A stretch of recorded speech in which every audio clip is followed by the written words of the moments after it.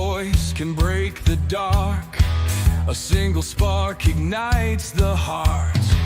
But if we turn when justice calls, the chains we forge will bind us all. When truth is silence, when lies take hold, the cost is freedom, the soul grows cold. No one stands tall while another must fall. Freedom for one depends on freedom for all. We're mavericks of freedom, rebels in the fight, defending every voice, defending every right. For the moment we falter, the moment we stall, we lose our own freedom when we let others fall. You can't stand free while others kneel. When justice fades, it's freedom they steal. An innocent condemned, a crime unspoken, and with it the bond of liberty is broken. No tyrant rules without our consent. Oppression thrives where silence is spent. Stand for the weak, the silence is small, or freedom will crumble for us all. We're mavericks of freedom, guardians of the light, fighting for the truth, for what is just and right. For the rights of one are the rights of all. We rise or we fall by answering the call. Even those we may oppose deserve the rights we all uphold. For if we deny them what is fair, we build our own prison in despair. The fight's not easy, it never will be, but justice for one is the key to be free. We stand as mavericks, together we strive, defending the rights that keep freedom alive. We're mavericks of freedom, rebels in the fight, upholding every truth, protecting every right.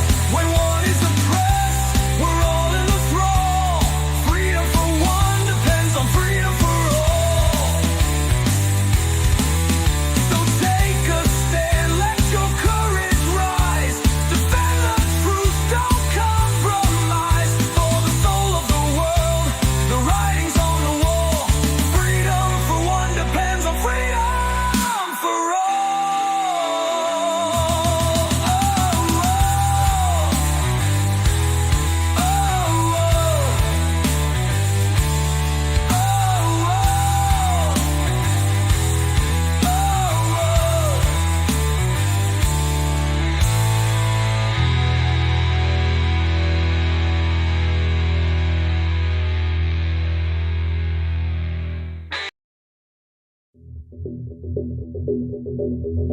Greetings, Mavericks and new viewers.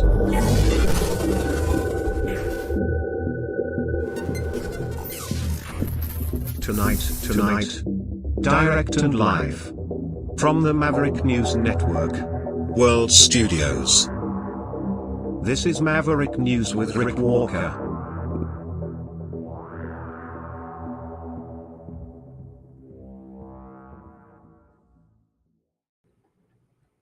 Hello, everybody.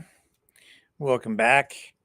We're going to touch on the top news stories of the day today, but we're going to go to the phones right off the top here tonight and give you guys a chance to join the conversation and drive the conversation tonight regarding last night's election debate in Canada. And the real focus of the broadcast tonight is going to be on the cancellation of the after debate media scrum. That's where the media gets a chance to interview or ask questions of the candidates. It was shut down, as we reported on the program last night, through the scrolling ticker on the bottom of the program, with news highlights, news headlines, saying that they shut it down for security concerns. As most of you have probably heard by now, it's because of rebel news and conflicts, controversy, confrontations, arguments that erupted in the media room and outside the media room too, around the debate. So I've never seen anything quite like it at a leaders debate like this. And with all the security there, they still ended up shutting it down for security reasons. I think that it's a conversation that probably needs to be, we need to have it. And I think it's really a symptom of maybe a larger problem, or at least a changing media landscape and emerging and transforming technologies that disruptive technologies for sure, such as social media and artificial intelligence and the proliferation of independent media, which may not be quite as independent as everybody thinks it is. Stay with me. We'll dig into everything on the other side of this, and we will go to the phones.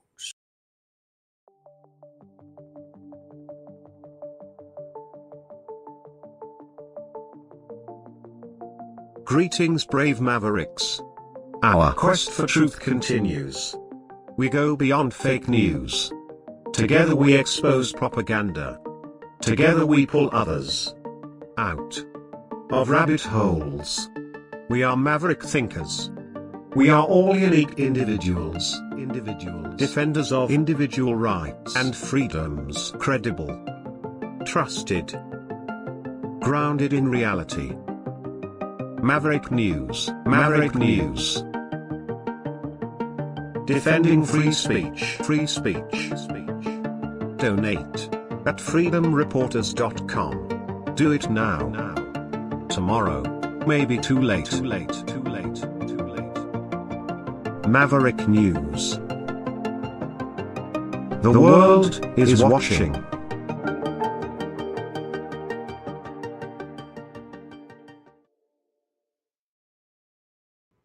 First things first, let's see if I can show you kind of what led to all of this. Well, a couple of clips tonight to tee this all up.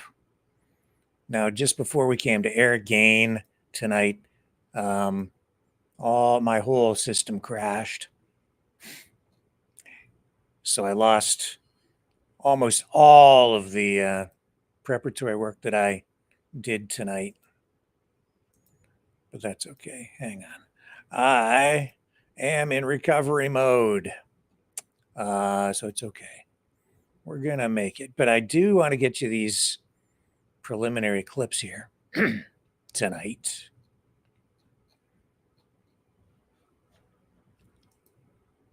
Let's see. My apologies, a slow start here because everything shut down. So all the media that I had queued up, not queued up anymore. Don't have it. Oh, for crying out loud. Okay, so give me another moment here while I get these initial clips fired up, and then we'll go to the phones. Stay with me. I'm almost there.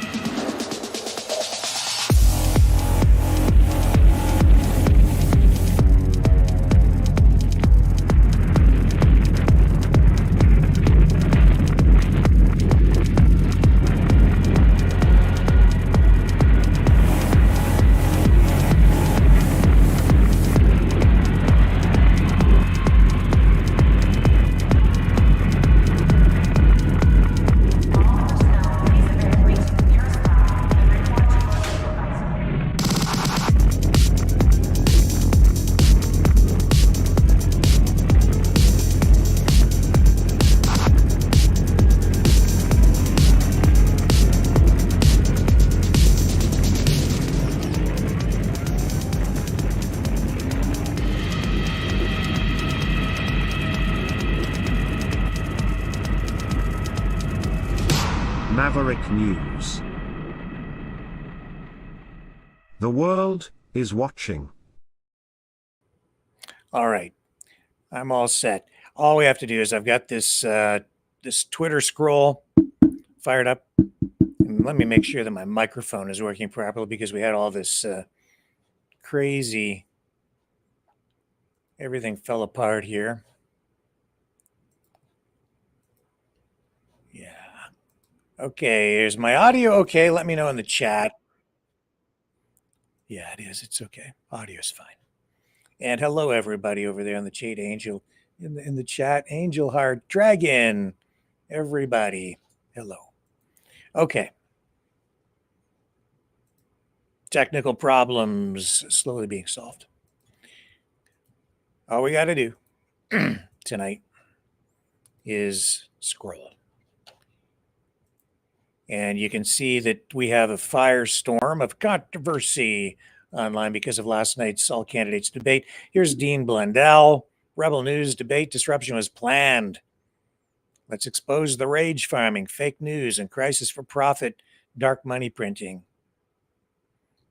And the food professor says, happened to catch CBC last night, saw their segment of criticizing Rebel News, suggesting these outlets end up obstructing CBC from fulfilling its journalistic mandate.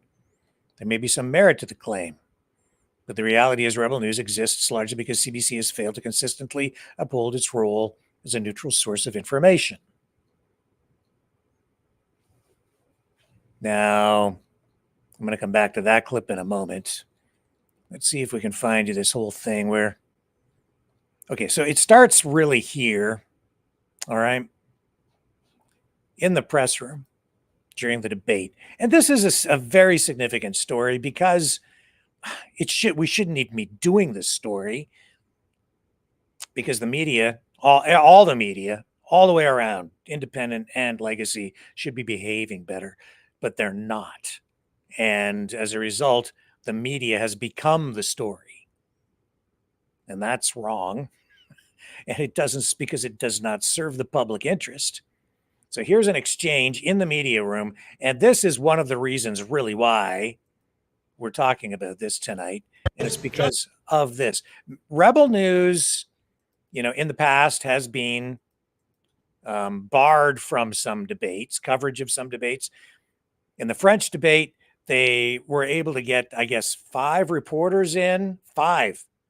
That's a lot of credentials for one media outlet. And they asked 4 questions during the post-debate scrum. And I think that's the most of any other media outlet. I think they basically dominated the scrum. Most other media outlets get like 1, right? And I think they had over 100 journalists in there. Rebel News ends up kind of forcing. That's not the right word.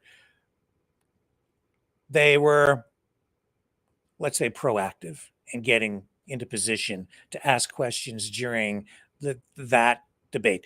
But so media didn't like that because they felt it was unbalanced.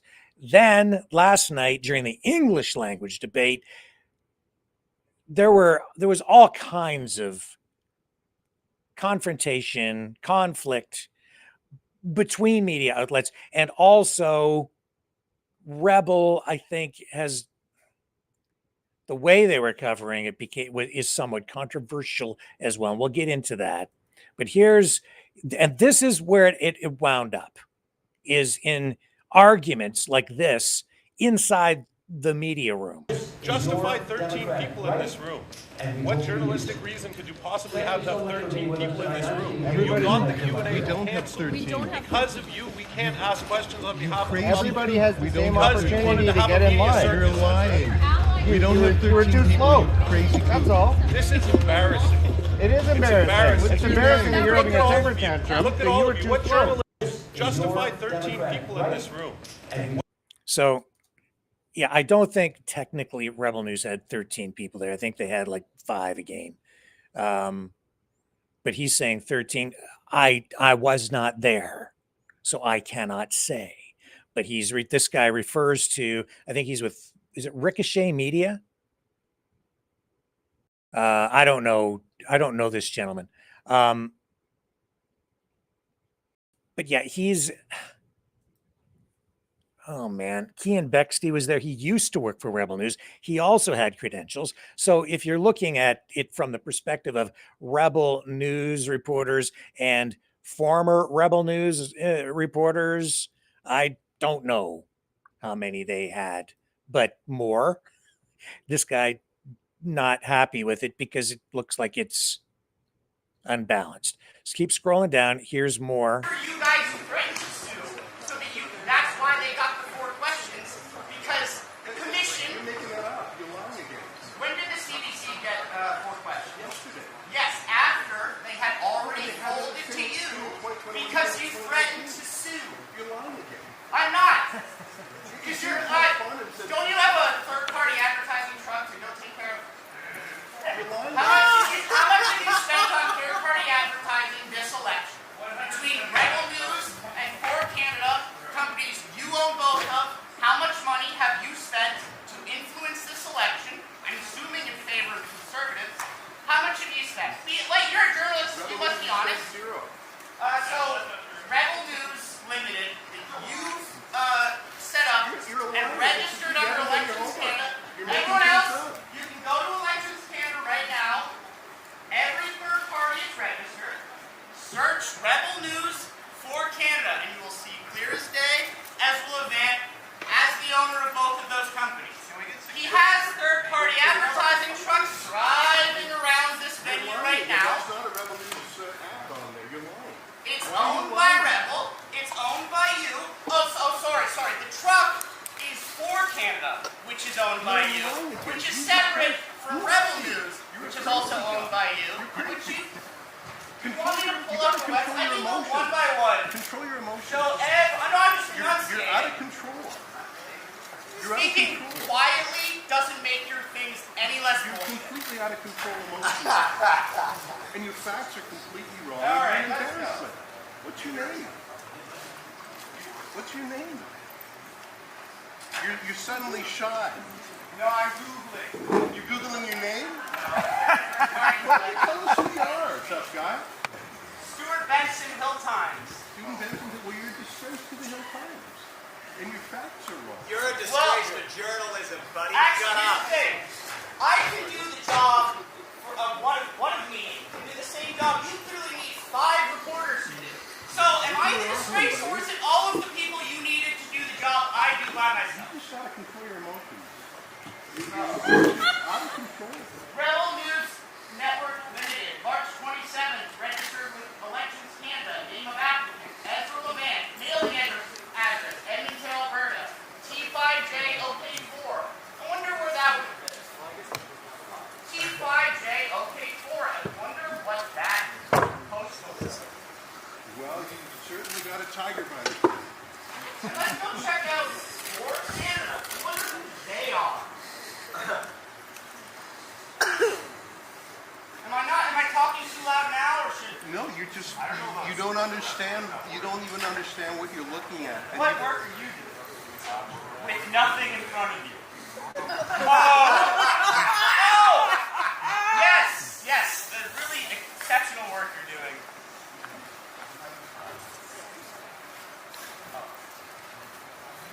Is she telling you you're out of control emotionally?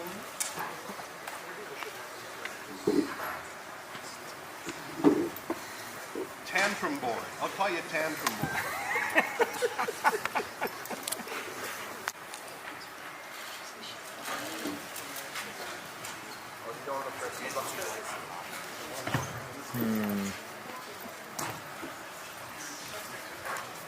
Well, get ready. We're going to go to the phones. So I believe this is when they were asking Ezra to leave.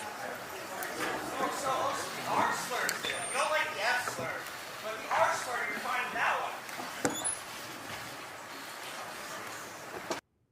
one. Okay, so Ezra Levant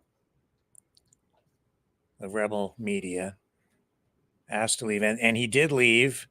Came back after, I think it was about 10 or 15 minutes. They let him back in. Let's see if we can find his little spiel with the media outside. So we didn't get a a scrum with the media, but we got a scrum with Ezra outside the venue.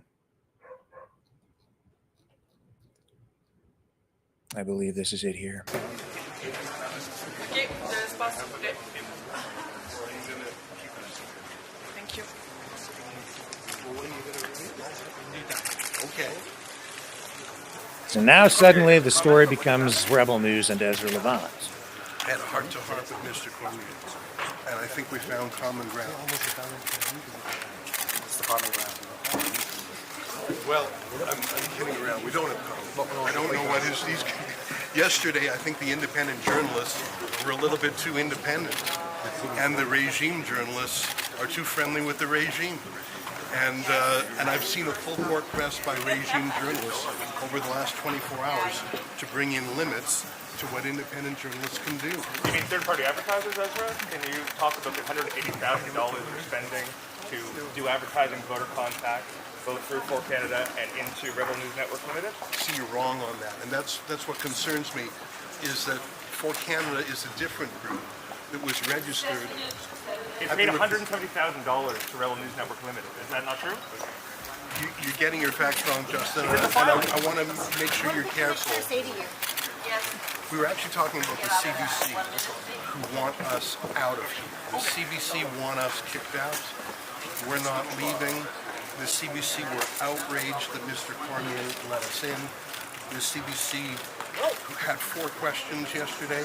Rebel News had 4 questions yesterday. The CBC thinks that's normal, and it's abnormal that we do it. So was he talking to you about your accreditation asking questions, or was it about the incident here right now, Mr. O'Meara? It was about neither. It was actually about, what's his name, the bald guy in the CBC? David Cochrane. Cochrane. Yeah, I mean, Cochrane wanted me kicked out. I ain't leaving. Cochrane's really thin-skinned. I talked to Rosemary Martin too. I invited her to a challenge, and she declined. But that had nothing to do with it. Anyways, I want to get back to the journalism here, but it's a pleasure to be in the center of the attention. I want to give a shout out to my fellow independent journalist, Keem Bexley, proud alumnus of Rebel News. Ailey's not associated with us, but I admire his independence.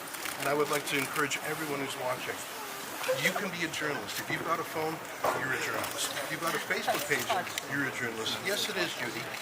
In fact, journalists hire truck and fundraise off of things like I don't know, you're a government journalist. Every single one of you. No. No. We're not government journalists. If you get the government subsidy, you're a government journalist. I'm not a government journalist. Who do you work for, sir? I work for the Canadian Press. Canadian Press gets massive grants from the No, government. we don't get it. It's an administration funding. I mean, you're literally wearing a liberal lanyard. Because I follow the liberals, you know how it works. So you're independent, you're owned by the government. We actually like to pay the government. What do you think about the third-party advertisers that are supporting this? Only your own media can ask you questions. All right, hey, look at that. Come on, run away. Why don't you answer his question? What was his question? I actually didn't hear the question. I'm flattered to be here. Let me just say this. I think that journalism needs to be democratized. And I think it's sort of creepy that the enemies of Rebel News in the press gallery stop us from asking questions of politicians 99% of the time. Once every 4 years, we're allowed to put a couple of questions to these high priests of politics, and there's a total freak out in the press gallery. Like seriously, it's like leap year. 15 minutes every 4-year season, we're allowed. Can you move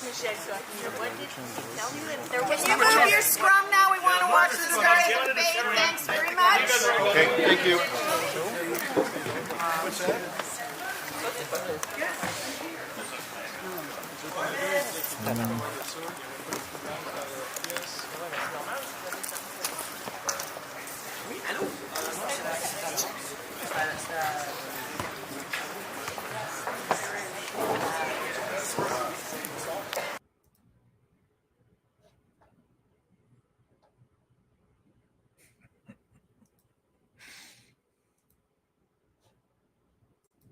What a show.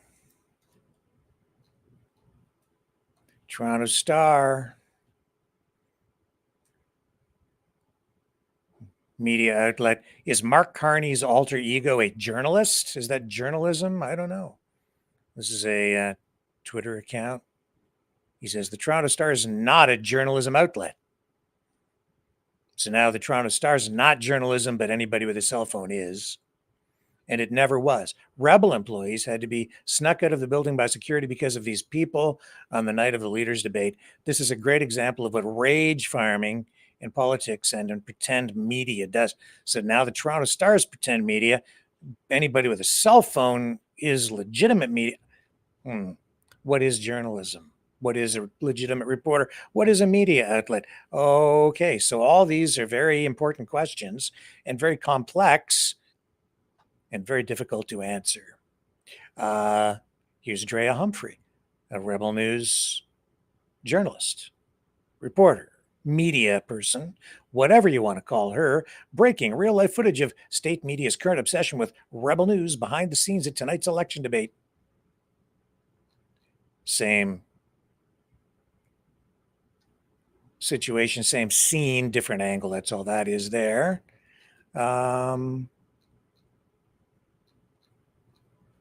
It does raise all these questions of what is a journalist? What isn't a journalist? Who should be accredited? Who shouldn't be accredited? If everyone out there with a cell phone is a journalist, how do you decide who gets to come in to cover something like a leaders debate?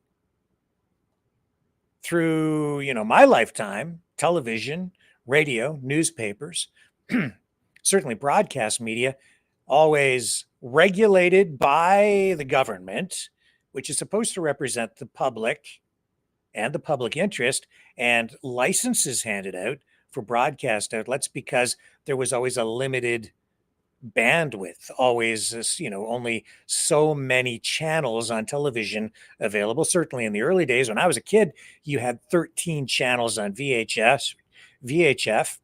Then along comes UHF television, ultra high frequency, and there were a lot more, but not many people watched on the UHF band. But every channel had to have a broadcast license, and still do if you're broadcasting over conventional terrestrial airwaves. Now with the internet, there's not, went from 13 to like 70 some channels, then 500. Now we have the internet and unlimited, like in channels to infinity from around the world. 20,000 channels probably streaming at any given time now. A lot of it duplicated content from network feeds. But, I'm becoming increasingly uncomfortable with what I'm seeing and disappointed even to a great degree in what I'm seeing online these days. And I'll say this, just my personal take on it. I used to, I guess, afford a lot more credibility to Rebel News than I do now. And that is because Rebel, in my opinion, has morphed into, and maybe it always was, and this is probably more accurate, it probably always was more of an activist outlet than an actual legitimate news source. And what I'm seeing here, frankly, is on their side, grandstanding. Their approach to media content creation is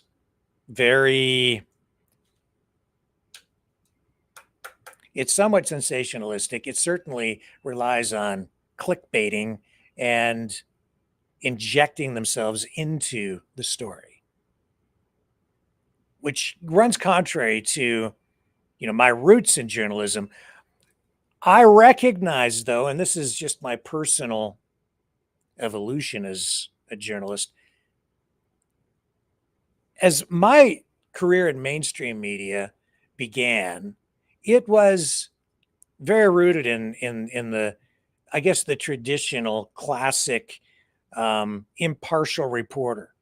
That was my job. You always had editorialists, right? People who would offer opinion, op-eds, senior journalists who would graduate to those positions where they were given the responsibility of providing news analysis and opinion op-eds, opinion editorials in newspapers, or even on local radio stations. There were certain senior news staffers who would be given the responsibility and the privilege of expressing their opinions as part of some even daily media content creation. But you always had in the newsrooms your core group of reporters. And it was their job. It was always my job when I was working in mainstream media to remain as impartial as possible, to provide a platform for all stakeholders in a story to have a voice. So that was, 98 to 92% of my career has been spent doing that kind of journalism, keeping my opinion out of it as much as I possibly could, removing my worldview from it, not just my opinion, but always recognizing that everyone has a bias because you bring a certain worldview to a story. Your religion, where you grew up, where you were born,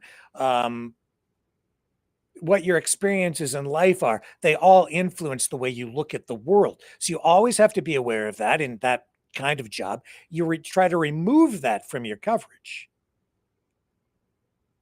as much as you possibly can. It's impossible to do it, but you have to recognize it so that you then also try to make sure that you give everybody a voice to step on that soapbox and share their view as part of your coverage. Then I saw Rush Limbaugh. He was he was a pivotal figure in the transformation, in my view, of journalism, because his program was the seed that grew into sort of opinion programming that took, through radio at the time, just opinion, polarizing coverage of daily news, where he would come on and always bring this conservative viewpoint forward. And because he became so successful, it began to influence all forms of journalism, especially daily news coverage at the time, where I found that there was this creep of opinion journalism getting into the mix in daily news. And that was also because you were getting this expansion of channels, and then you got satellite, and then you ended up with the internet. When the internet came along, it was transformational because you had all of these independent media outlets beginning to pop up. But it wasn't even that so much in the beginning. It was just that media outlets were now facing increasing competition for eyeballs and ears from the internet, where people were watching cat videos, people showing pictures of their food, or they were just spending more time online playing video games. And so in order to bring the audience back in, coverage began to become more sensational in order to keep people over watching television. It became more opinionated. You got, even in the late night talk show circuit, in the late night talk shows, more politics, more polarizing politics, and the ratings began to go up. If you go back and look at Johnny Carson doing the Tonight Show, there was sometimes some political content, but it was always pretty balanced and it didn't dominate. Today, late night talk shows, almost all politics, almost entirely, and it's all very polarizing. Online media outlets also becoming that way, and even mainstream media outlets, legacy media, television, radio, newspapers, always a bias there for sure, but now more pronounced than ever. And that is also because of what is going on in the media environment. And with the rise of independent media outlets, and I'm not going to call them all news outlets, media outlets, you're getting even more polarization. And there are a lot of issues surrounding that, ethical issues. And as I've said, just within the last week, talking about a lot of this stuff, legacy media actually is regulated not just by the government and not influenced just by government funding, which in itself, I would argue, is not entirely bias forming. And I'll explain why in a moment. But what you are finding, well, I'll explain it now. The media receiving government funding, it's not entirely bias forming because the media recognizes also that the money they're getting is not really necessarily coming from, say, the Liberal Party or the Conservatives. It's public money. It's the same in the States with like NPR. They get donations. They also get some government funding, but that money is public money, taxpayer money. The media recognizes that. And even though the programs are created by government, the government of the day, or continued by governments that come subsequent to that, media responsible journalists recognize that it's public money and therefore you are still supposed to serve the public interest because that money is supposed to be spent in the public interest. I've talked about this just within the last week too, about how regulations and certain government programs, certainly in Canada, make sure that small, remote Canadian communities, for instance, in the Northwest Territories, or even in communities such as Windsor, Ontario, get media coverage, and local journalism still happens because it's not profitable.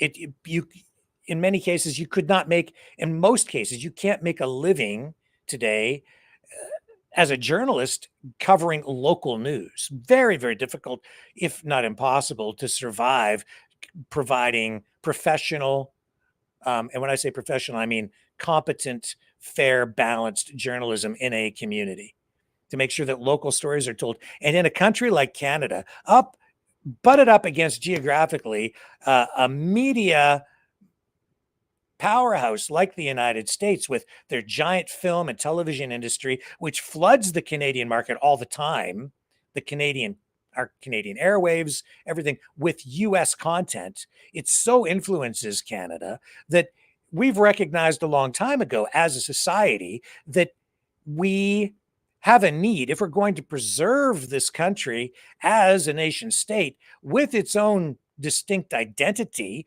as crazy as it is up here, and as diversified because of Quebec versus Alberta versus BC, Newfoundland different again, but that's also why, in order to preserve that and the First Nations in this country, people have to have a voice. But it's easy to get flooded and have those voices drowned out and lost in an ocean, a tidal wave, a tsunami daily of US content coming into our country. Not to say that I'm saying any of that should be banned or censored.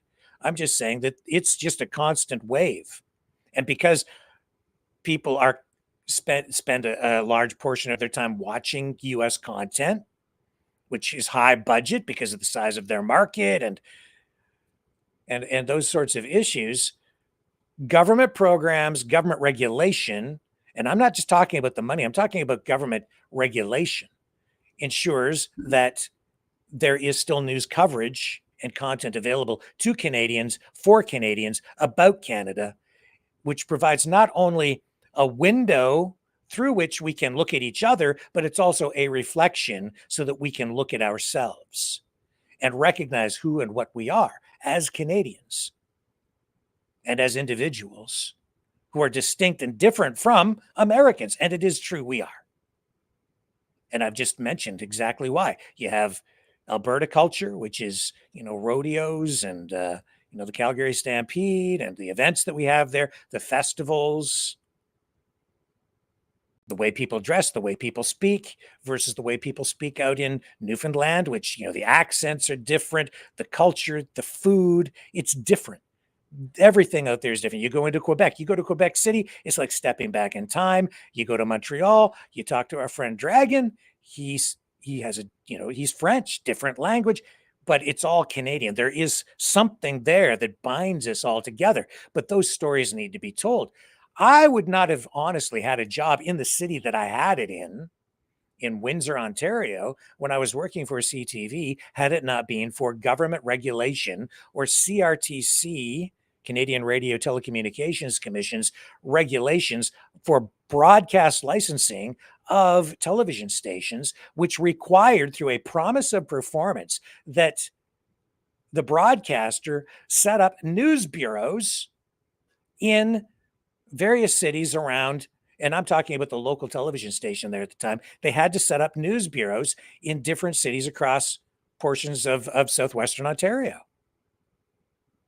It was a requirement of their licensing. Otherwise, the broadcaster, CTV at the time, would have just, I mean, what they would do, because it's profit driven and it was a privately owned television station and network. CTV is private, not public, not like a public corporation like or a government corporation like CBC. CTV is a private broadcaster, and even more private back then because there was more division of ownership. That being said,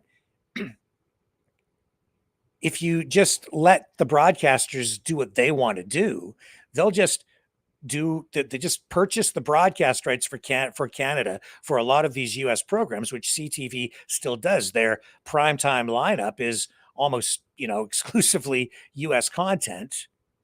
But the government then says, well, you can run US content up here and you can sell commercial time around that and make money off that to finance your operation.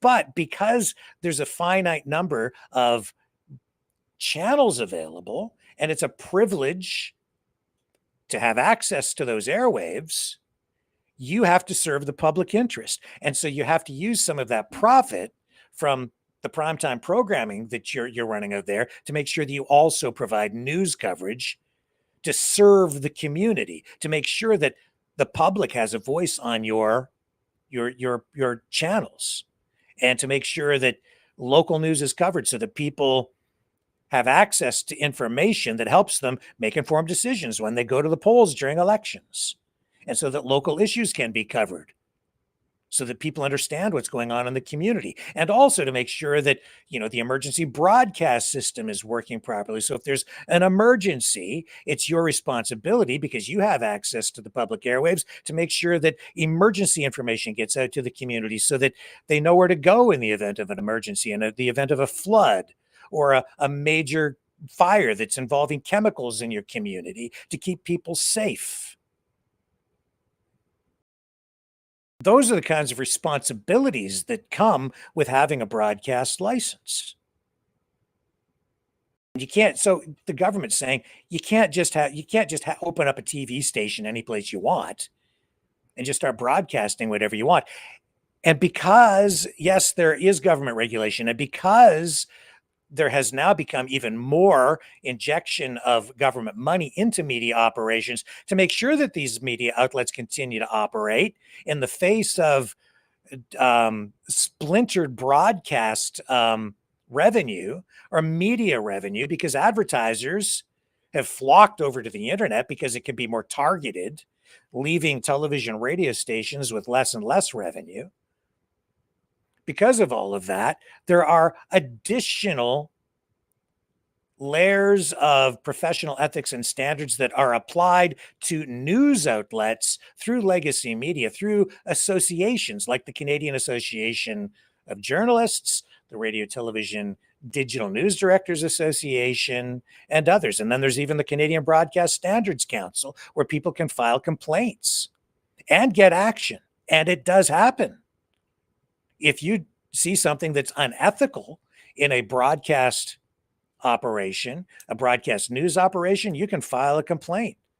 A broadcaster can lose their license as those disputes are arbitrated.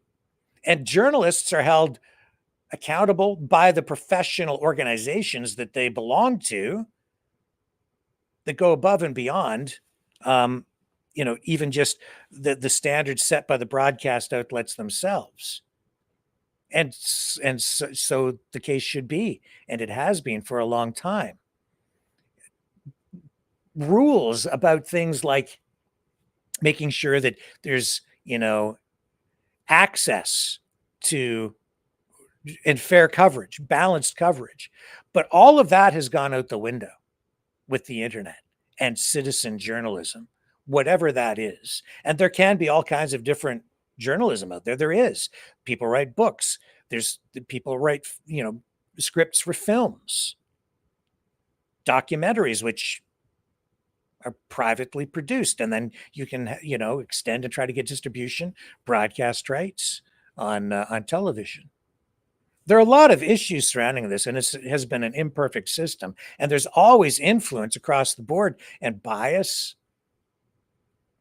And you'll always get critics, media critics, saying, well, this media outlet's completely controlled by corporate interests or by government. But I can tell you that even at the local news outlet level, even at radio stations, television stations, any place I ever worked, they always made sure that there was a degree of division between the sales department selling ads to support the television or radio station and the news department. There was always supposed to be a degree of separation, and I always found there was, because the news director always belonged to the Radio, Television, Digital News Directors Association, usually was a member of the Canadian Association of Journalists, and other professional organizations, and brought those ethics into the newsroom every day along and led the staff based on those ethical standards. And what I found in my career is that as I got older and I was working in the media as it evolved, and I saw people like Rush Limbaugh begin to exert more and more influence, and things became more and more opinion oriented, I did find myself veering away from some of that, because you could see the influence, and it was beginning to influence even my work. And I had to be careful about that, because I had to always resist and pull back. But I found everybody was beginning to just shift that way a little bit, and it was influencing me too. Not to the point where I think that I ever did anything unethical with regard to the coverage that I provided. And I can tell you that my personal experience was, for the majority of the time that I was there, everything that I ever produced was always vetted. It was checked for possible legal problems that could lead to defamation or libel, lawsuits. It was checked for fairness. It was checked for not punctuation, because you couldn't see what I was saying, but grammar and story structure, to make sure that the story was told in an effective way within, say, a minute 30 time frame, which was what the standard length for a television news story was in the day, or a series or whatever. Everything was just checked, not to try to influence too much my coverage of things. Occasionally, I would be checked, and it was like that, you need to make sure you talk to this guy over here for balance, or is this the phrase on this, is this too slanted this way?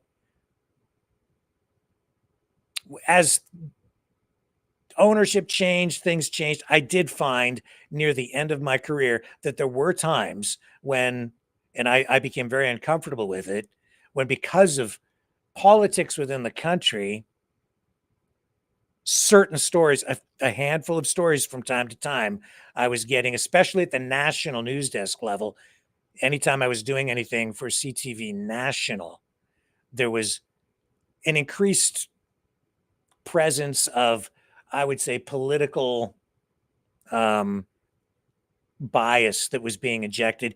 And it was from editors who I found tended to be younger, that I was dealing with. And I didn't always file national, because I didn't really work in Toronto, but occasionally you'd be called up to do something for them, where they'd take something that you were doing at the regional level and they would run it nationally, and you'd do a national version, and then you'd be interacting with the national desk. And I found later, in the later years, there was, in my view, more of a bias when I was dealing with those editors, especially when I was dealing with just certain kinds of political stories.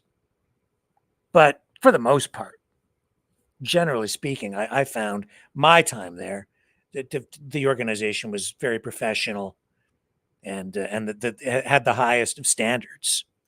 I'd never worked at CBC. I had a lot of friends who did, still have friends who work there. And, they also employ pretty high standards, but I find that my personal opinion is that there's way too much bias at the CBC, too much slant. They're very progressive, but that is also reflective of what I think Canada has become. So I can understand why. What's going on here with what happened at the debate last night, though? I'm appalled. I'm shocked. Well, I shouldn't say shocked. I'm not shocked. I'm disappointed. The reason I'm not shocked is because you could see this kind of thing brewing. And there's, blame, I would say, for what happened to go all the way around. Because I don't think what Rebel News does is proper. And we can get into that as we go to the phones here tonight, too. But I also think that the legacy media largely has overreacted. The debate commission trying to accommodate, but then overreacting the other way. They're not sure what to do with this. Because I would say that it all really started, honestly, with the way Rebel media is behaving. And so I think there's some validity to the argument that, Rebel has basically turned it into something of a, well, I hate to say it, but a clown show. And yeah, Rebel News, Ezra Levant, his team was very successful in not covering the news last night, but becoming the news again. And by doing that, they get a lot of publicity. Here we are talking about them. They generate a lot of money, a lot of donations, I think. But here's where I start to, and it took me quite a while to clue into what they were doing, because coming from where I come from, I never behaved like this. Never behaved like this. But look, I just, how many times does a reporter have to get arrested before you start to question what the hell is really going on?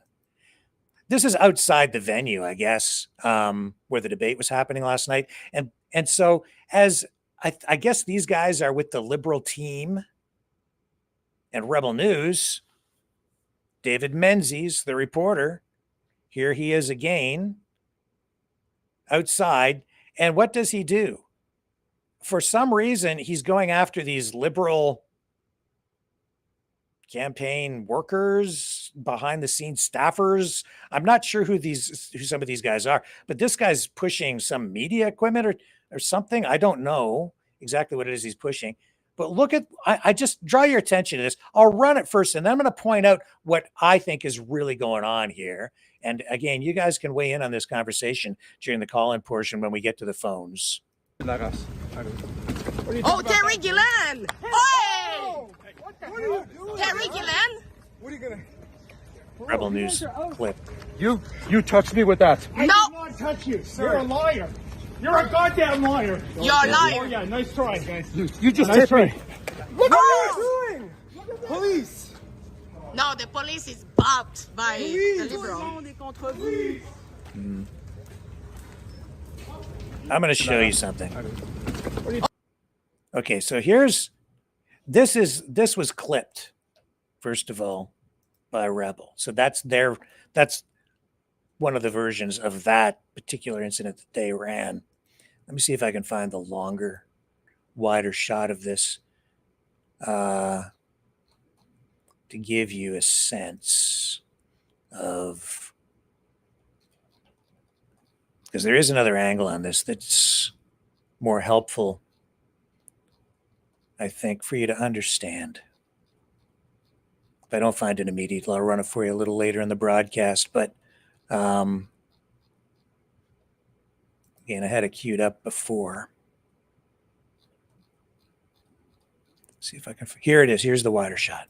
Okay. Look at what he's doing.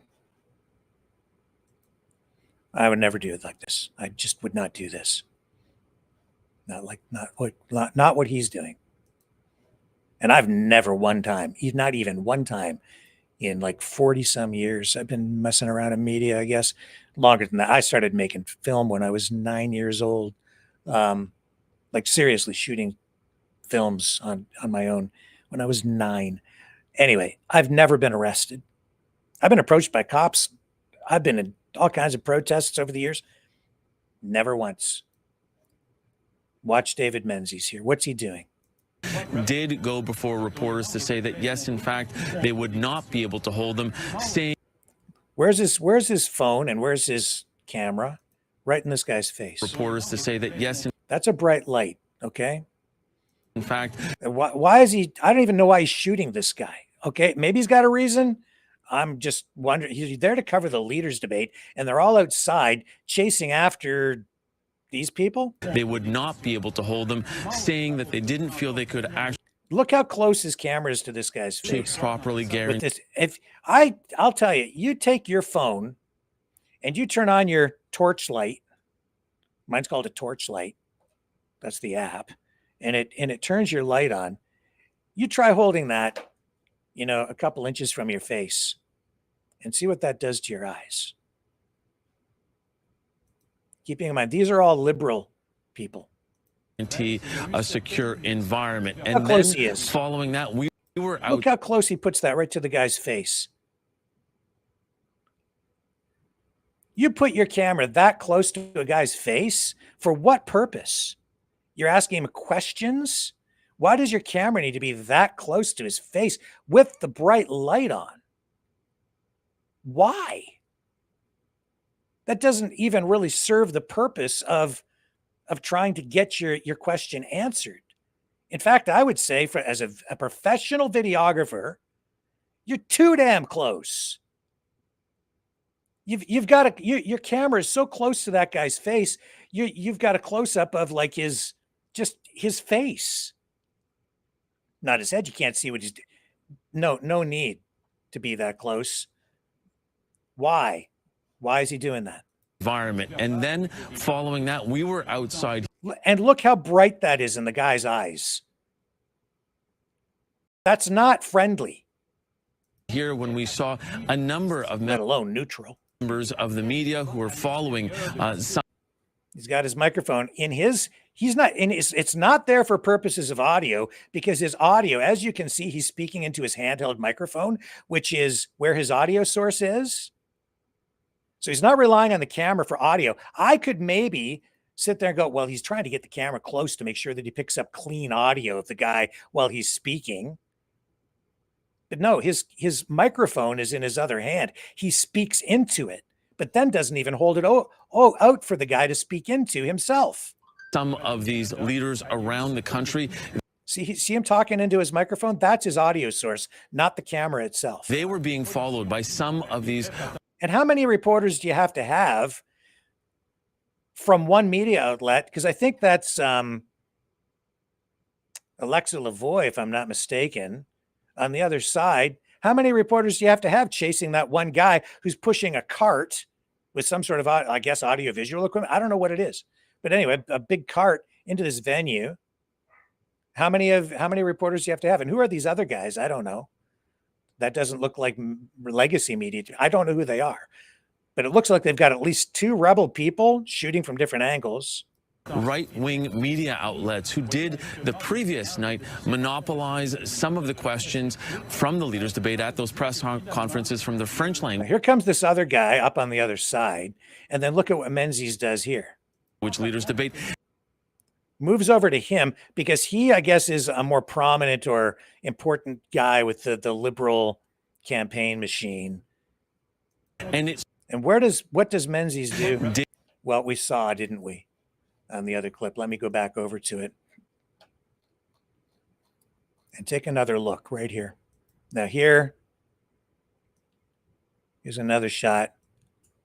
Now this guy shooting this footage, maybe is Alexa's footage? I'm not sure. It looks like it probably is hers. And she's not right in the guy's face like the Menzoid is. Oh, there we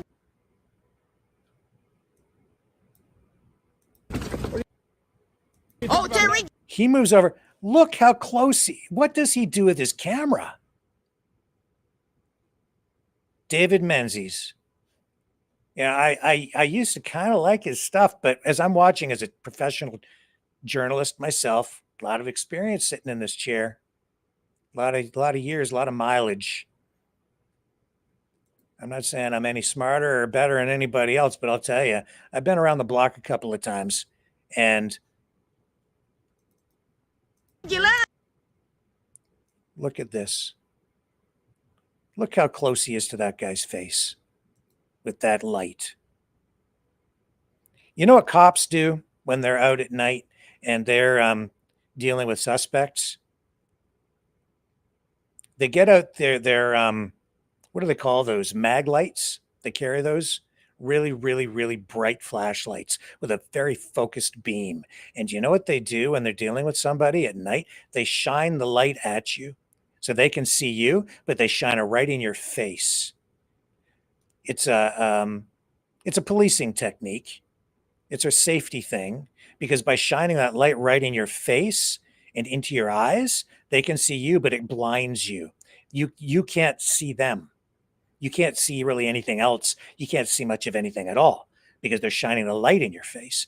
That means that you're a little bit disabled so that you can't attack them. You can't do anything to them. And it's really uncomfortable. So if you think that they think you're any kind of a potential, you're not even a threat, but a potential threat, they'll shine the light right in your eyes at night. Well, what's David Menzies doing to this poor guy? He pulls out that camera. The guy's just walking up, trying to walk into the venue. And then he goes into this ambush journalism mode and he shoves this thing right in the guy's face.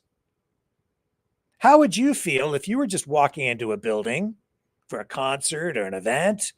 You didn't ask for this. Somebody just walks up to you and jams a camera with a bright light right in your face without asking, or I could see if he really needs or wants to ask this guy a question, just keep a little bit of distance and just ask your question. But when you push, I'm sorry, but not sorry. It's true. This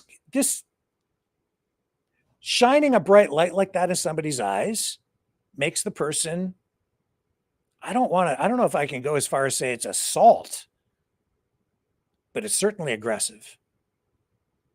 So is that guy going to want to answer your question when you treat him like that? Is he going to treat you like you're going to be fair to him? Is David Menzies really being fair to this guy? Is this the way a professional, ethical journalist should behave? I have to say, I don't really blame him for knocking that camera out of the way, because he's blasting that light right in the guy's poor eyes. And it's like right there, right there. Sorry, man, you're losing me, David, and you're losing me, Rebel News. That's not a professional way to behave. So you want to be, journalists just because you've got a cell phone. Well, if you want to get into these venues and you want to ask questions as independent journalists, then behave yourself and behave in a professional manner. Because if you don't, you give us all a bad name. So what are you really doing there? Well, seems to me they got a lot of benefit out of it. We'll run a little bit more of this and I'll show you again. You can make your own assessment. And if you're welcome to disagree with me if you want to. But here he is. Oh, Terry, you laugh. Man, right in that guy's face. Oh, Terry, you laugh. Cops don't even get that close when they shine those mag lights in your eyes. That's like inches away from his face. And I'm not talking like 12 inches or 6 inches. That's like, I think he got as close as maybe 2 or 3. Look, yeah, if he maybe even did hit him in the face with it. I don't think he actually hit him in the face. But man, that was like, that could have just, he could have hit him right in the nose with it. And look how bright that is, right on his face at night. Your eyes don't have much of an opportunity to adjust to the bright light like that. That's not right. Mm-mm. So what were they really doing there yesterday? And, and why did, I just, then you start to think back, how many times has David Menzies been arrested, taken into custody, and then says, oh, they're just trying to censor us? How many protests has he been to where he kind of just seems to accidentally get arrested? It's wearing a little thin. Here's CTV's Scott Reed responding, and you might say that he's having a meltdown.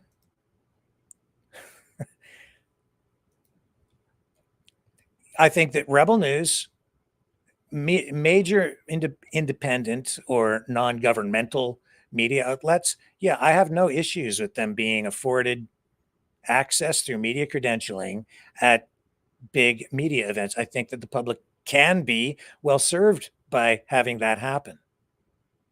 At the same time, when those outlets are given that privilege and responsibility to serve the public interest, because there's limited access available, because there's only so much space there.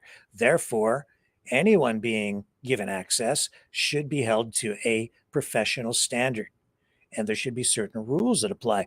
The same way regulatory provisions are put in place through licensing for broadcast outlets, because there are only so many television channels available. There are only so many seats available in the media room. So it's a privilege and a responsibility to the public for anyone who gets a media pass. Is it appropriate for Rebel to have 5?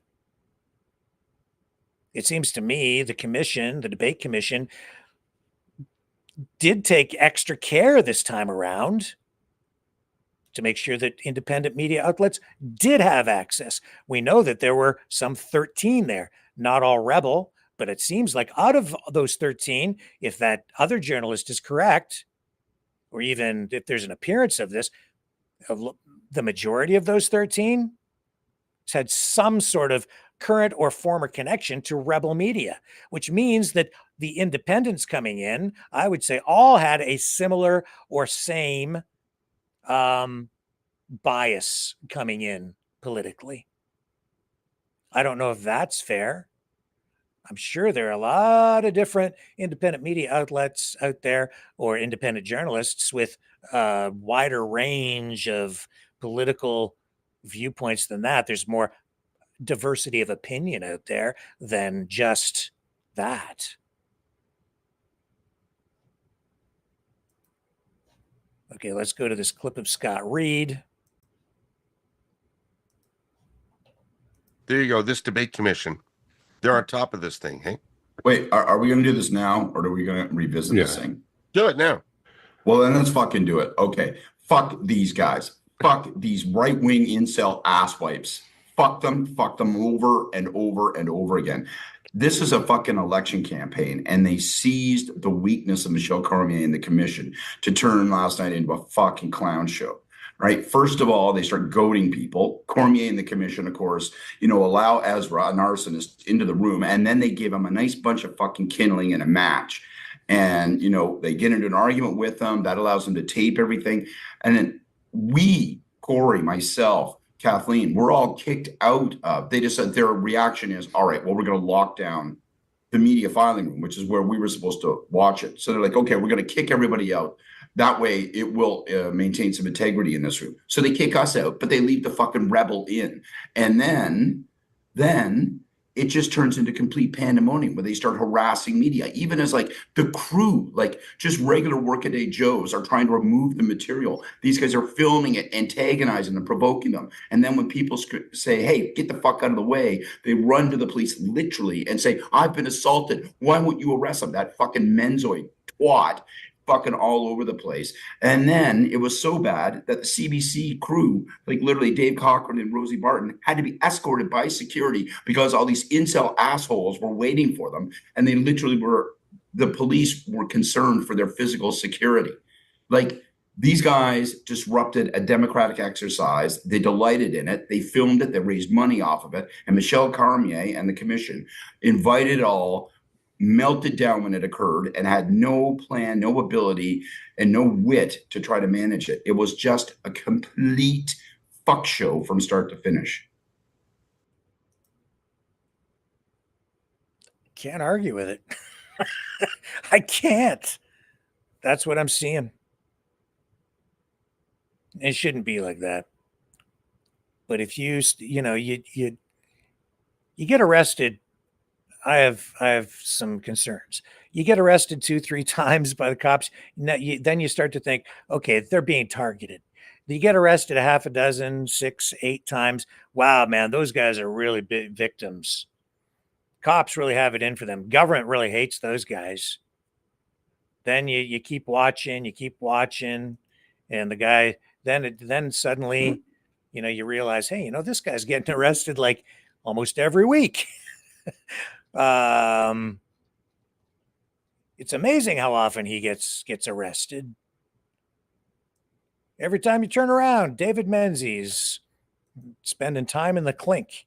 And then what happens after that? Then you get a Save David Menzies fundraiser. Help us cover David Menzies' legal bills.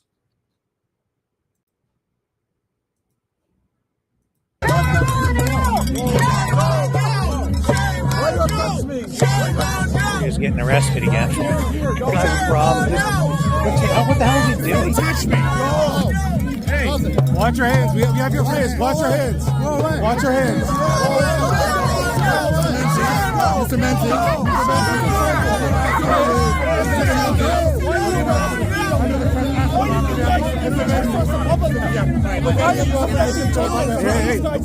Hey, don't put your hands on me. I just want to make sure. Don't put your hands on me. They can chant genocide in the street, and I can't cover that. Obey your oath. My question here now, okay, after just buying into this myself, because maybe I'm just a little too trusting of people. My question is, how close do you have to be to cover it? Because generally speaking, when there's a parade march down the street, in order for me to cover it, I don't usually have to get right inside the parade and march down the center of it. And if I realize that maybe I'm a person that might be less than trusted by the particular group, the last thing I really want to do is run right into the middle of them and start challenging them on their political beliefs. I just don't do it in quite that way, because I recognized from experience that if you do things like that, sometimes they get a little upset, and they might, are you being assaulted at that point, or and then the cops come over, and then you videotape that, and then you tell the people, look at what the police did. They arrested me again. Please crowdfund my legal defense. Israel, I don't know. Listen, if I'm on the other arrest, get your hands off. Okay, then I will place. Okay, put your phone down. Put your hands behind your back. Put your hands behind your back. You're under arrest for refusing to leave, okay? Refusing to leave the wagon, Mr. Menzies. Good boy. Efren, are you catching this? Yeah. Once again, you can have people chant genocide in the streets of our democracy. You're under arrest for refusing to leave. You know what, though? They have the right to do that, David. like it or not, we live in a free democratic society where people have the right to protest. If you don't like their protest, tough. That's part of what living in a democracy is about. Democracy means putting up with a lot of crap you don't like. Democracy means everybody gets a voice, including you. But I'm sure you wouldn't like it very much if somebody ran up to you and shine a super bright light right in your eyes while shooting video of you live stream. See, it comes down to tribalism and the way people view things. It does come down to worldview. It depends on your political views, whether you support a protest or not, whether you want people arrested or not. Is it okay for this protest to stay? Does this one cross the line or does that one cross the line? I don't like that these people are praying. I don't agree with their religion, therefore I want them arrested. I don't like their skin color.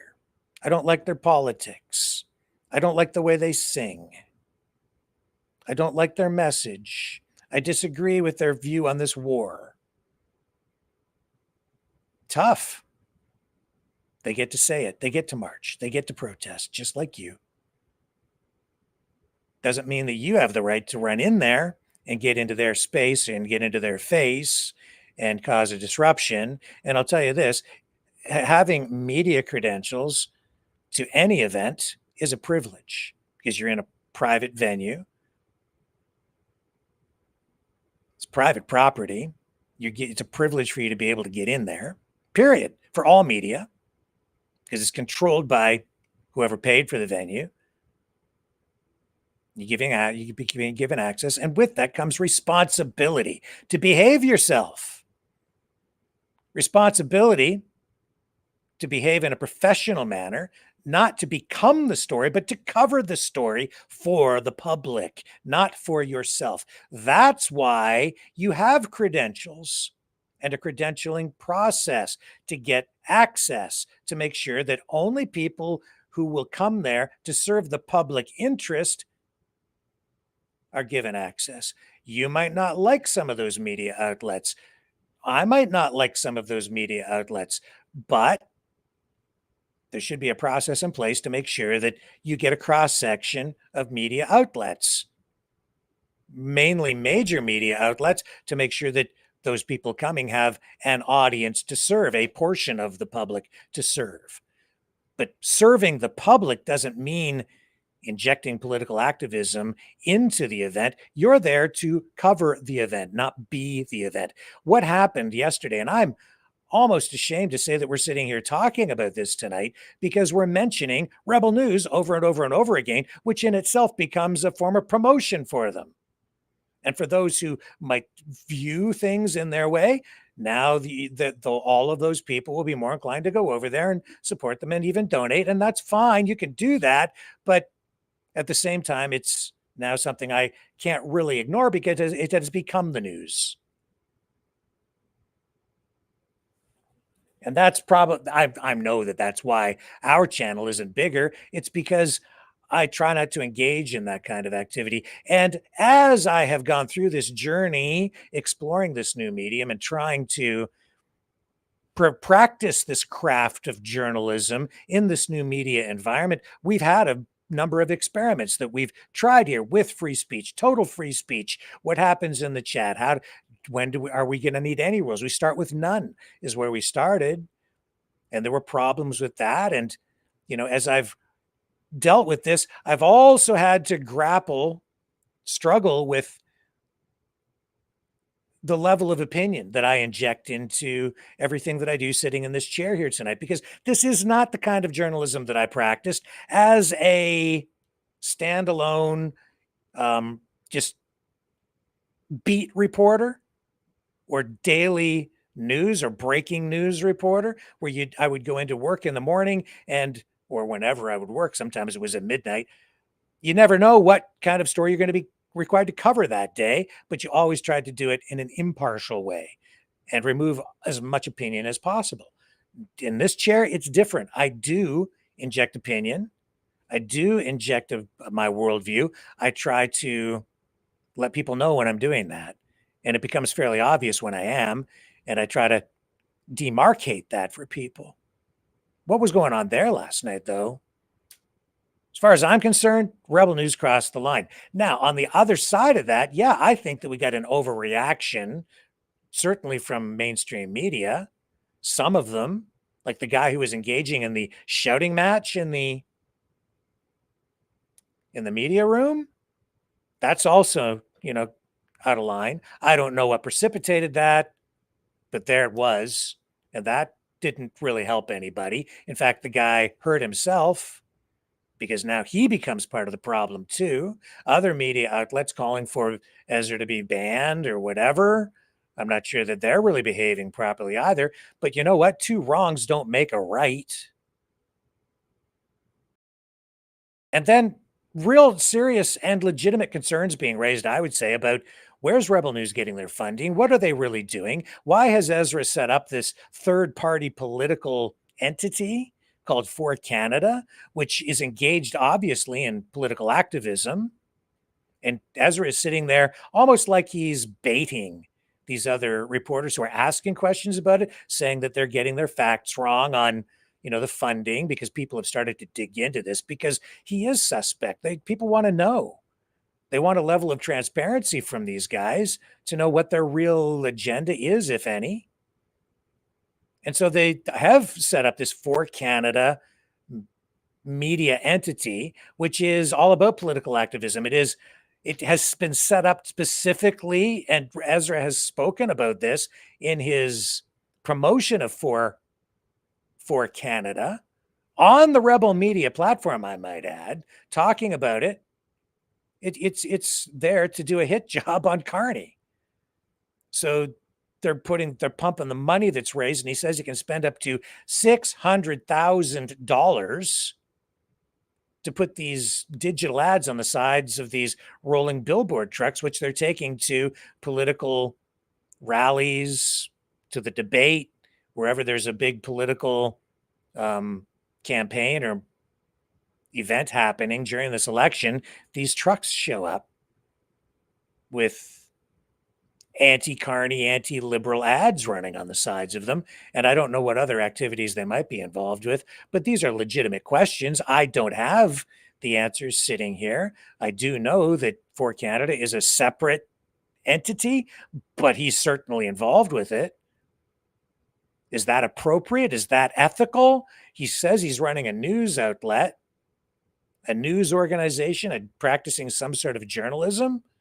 He keeps saying over here that he's a journalist, although I understand there was a court case or something where he said that they don't really practice journalism. I'm not really familiar with that particular case. But what are they doing? Are they really news? Are they practicing journalism? Well, I guess, but what is journalism? Does that require impartiality and a check on bias? I'll say this: Ezra Levant and Rebel Media as a whole, their reporters, very aggressive in their criticism of legacy media about how biased they are, how they're always in the bag for the liberals, and that they're basically bought and paid for with government subsidies. You heard them in the exchanges with the media, as this has turned into a media melee. So very critical. But there is transparency there.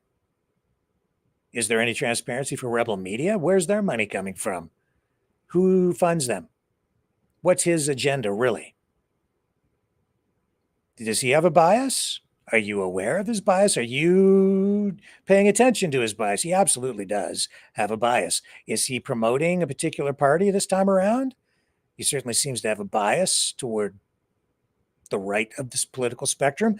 I don't think it's too far off or too unfair to say that Rebel Media is a right-wing media organization based on whatever political spectrum is sort of traditionally looked at.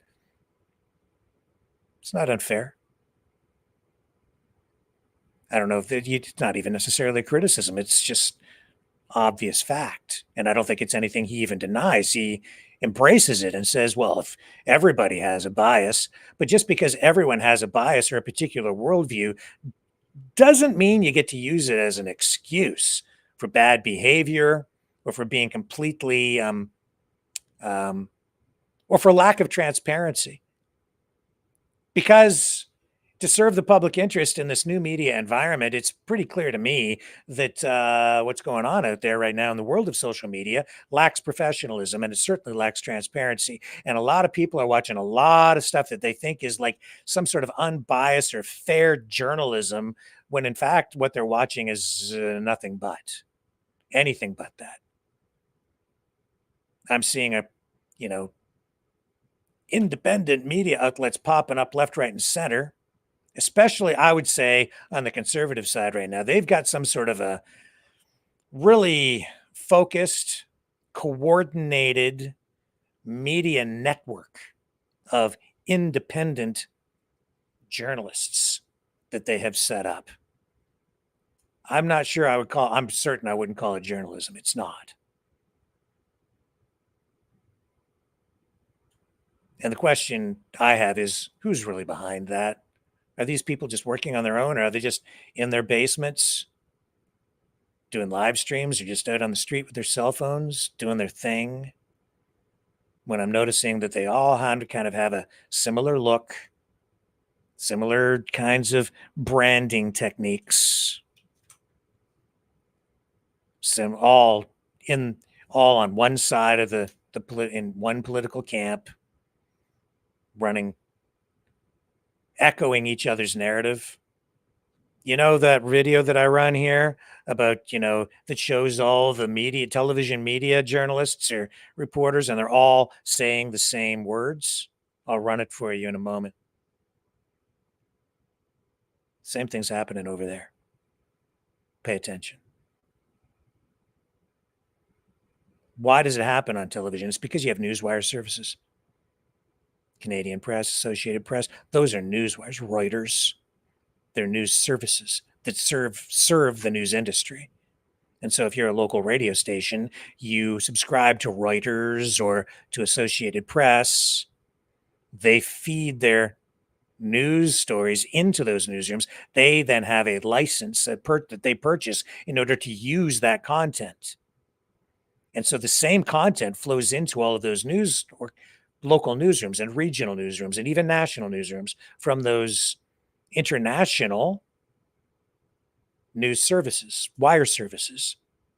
And then they can use that as fill material for their newspapers, for their broadcasts, national stories. Because if you're a local television station in, well, let's say Windsor, you don't have a journalist in Washington. You don't have a reporter in Toronto. So you're using the newswire service, or the news service, the syndicated news service, Associated Press, in this case, Canadian Press, or when I was there, it was broadcast news, they called it. And they would have reporters, and then they would feed that stuff out to all the independents. So the point is, you get consistency in messaging because there's one source that it comes in on a newswire. And then all the news rooms take that stuff.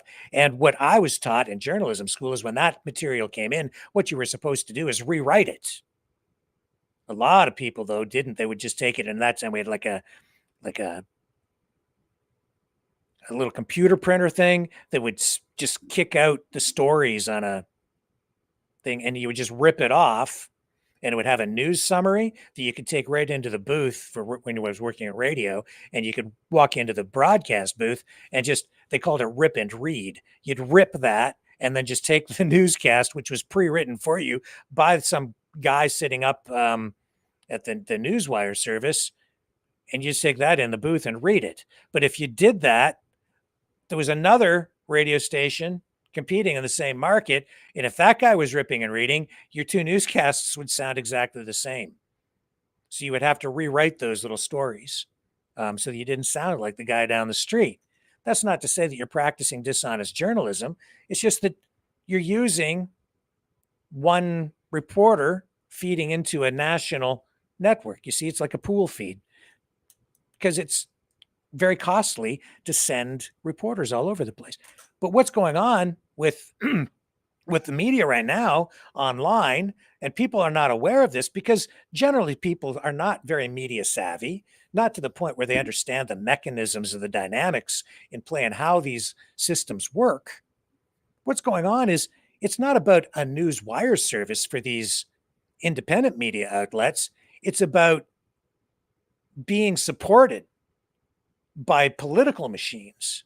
It's about being supported by maybe corporate interests or even foreign governments that set up these media, independent media outlets, journalism, and I'm using my fingers as quotation marks because it's not really journalism as you've come to expect it, fair, balanced journalism. It's political activism. It is propaganda. It is campaigning. It's marketing. It can be a number of these things, but these independents are just as controlled if they're taking money, or I would say even services from marketing companies, political organizations, political parties, foreign governments. If they're getting support in any fashion, that's either funding or funding in kind through services rendered, like support in staff, support in creating proper branding, support in, when I say proper, I mean effective branding, and support to with their SEO. And I would say even support through being part of a network so that your content becomes leveraged through manipulating the algorithms by cross promotion between the media outlets where you're sharing the stuff. And then that creates a higher authority, what they call an authority score through Google. And it begins to ratchet up in the search algorithms and combat any, so that you become very competitive and you end up higher in the search engine results. You get way more clicks that way, way more eyeballs on your product. And they also know how to manipulate you because a lot of this stuff is being done with marketing companies that use scientific manipulative methods in order to mess with your mind. The colors, the kind of text, the way the thumbnails are written, the way the descriptions are written, the way that the SEO is done on all of these posts. It's studied. They have professionals who advise, help them create these channels to amplify them and boost them online and amplify their presence. And you'll notice that the numbers seem to be really increasing a lot for some of them, especially during this Canadian election. Is that wrong? It's different. Are they doing anything illegal? Probably not. Is it right to take the funding? And if this funding or this influence is coming from outside the country, is that not foreign influence? And was that person who was from I think it was the Hills time or whatever his media outlet was, he was shouting back and forth with Ezra Levant, but he raised some legitimate some legitimate questions. How much have you spent to influence the election? And then if there's any of these media outlets or these independent journalists, if you're taking money from a foreign government, or if you're getting support from a foreign government, witting or unwittingly, and they're helping to amplify your message online, is that not foreign influence? Is that appropriate? Is that the job of Ezra Levant? Maybe it's his right, maybe it isn't. But does it serve the public interest to have that happening if the public is not even aware that it's happening? The public comes in disarmed, defenseless, open to accepting all of this information, this flow of information. And then you take major media influencers like, say, Tucker Carlson, who then tells you that everything the legacy media tells you is a lie, And that gets amplified over and over and over and over again to the point where people now have no trust at all in legacy media, or at least a segment of the population. And I would argue that that's not true. Everything they tell you is not a lie. Sometimes they lie, or sometimes they put people on who don't tell the truth, and yes, they have a bias, which you should be aware of, but not everything they tell you is a lie. But by convincing people that everything those guys say is a lie, don't listen to those guys, now you're really disarmed. And if somebody, then you turn to alternative sources, which you are then far more open to accepting as being truthful. Because if those guys are lying, then I'll go listen to those guys over there. They're probably telling me the truth, especially if it's something different than what I'm hearing over there. But don't be so sure. Just because CBC gets funded by the government doesn't mean everything they tell you is a lie.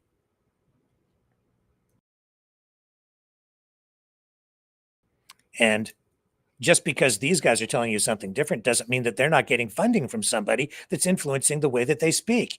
They might be getting money from a company, a corporation, a foreign government. And they might be just saying stuff that a foreign government likes. And they might not even be aware that what they're saying the foreign government likes, but the foreign government might just be backing them up without their knowledge through funding, through their super chats, through fake accounts, in order to make sure that they have the funding and the means to keep on saying what it is that the foreign government likes them to say. And they might even be getting support behind the scenes in some way so that the foreign government is actually affecting the algorithms to make sure that they get pushed up higher in the search engine rankings without even the influencer knowing about it. But they want that person's voice out there because that person is supportive of their agenda, which is something that runs contrary to what is in the best interest of maybe our government, maybe even the public, maybe even, maybe it's a message that would have us break apart as a country. Think about it. So what's Ezra Levant and Rebel News doing there? Why are they being so disruptive? Oh, and they were.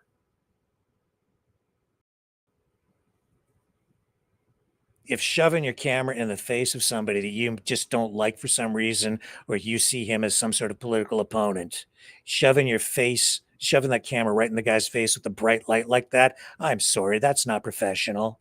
That is being disruptive. That's harassing somebody. That's being antagonistic. No wonder the place was turning into a clown show. Who's being emotional there? Who started it?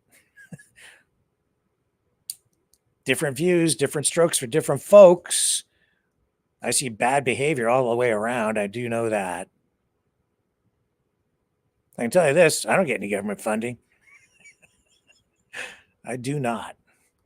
And I don't get any funding from foreign governments, and I don't get any corporate funding. The only funding I get is Rumble. We get, some Rumble rants in there. We get enough money coming in from Rumble, I think, almost to cover the cost of giving them our monthly fees. So it's kind of a break-even proposition.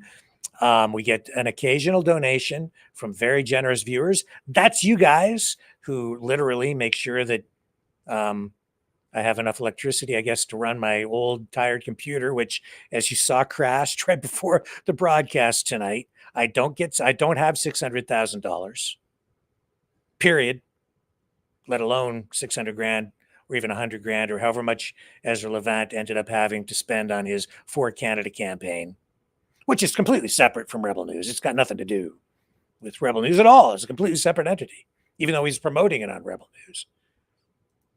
And he's associated with that. But no, I don't know. All those guys had all their facts wrong. Anyway, we just don't have that here.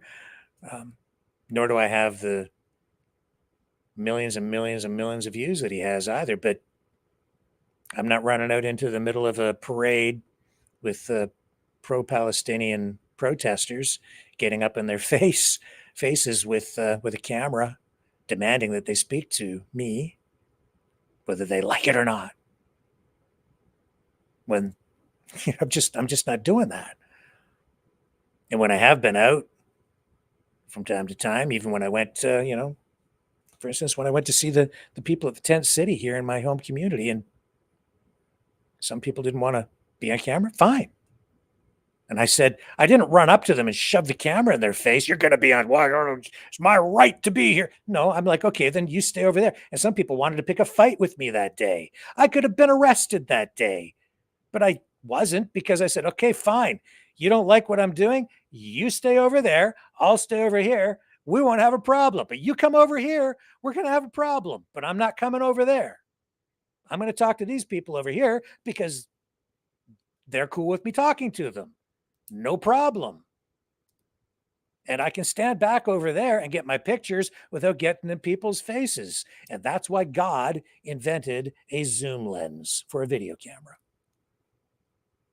So you can stand, I can tell you right now, if you have professional gear, which I do have, you can stand like 500 meters away and shoot right up somebody's nostrils. You can still get in their face without getting in their face. You don't need to get 2 inches from them. You can be 500 meters back and still get a close-up. Guaranteed. So sorry, but not sorry. Hey, man, look.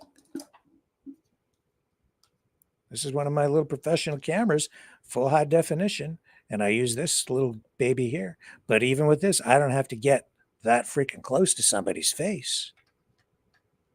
And this has got a gimbal on it. It's a great little machine, and very helpful and useful for electronic news gathering. But I don't have to be aggressive with it.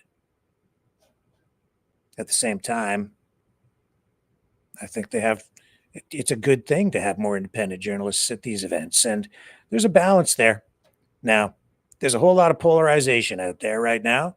And I probably upset everybody, which is why, I don't have 1 million people watching tonight, because I'm not picking a side. I'm trying to be as balanced as I can, because I guess that's in my blood. It's in my training to be kind of balanced on these things.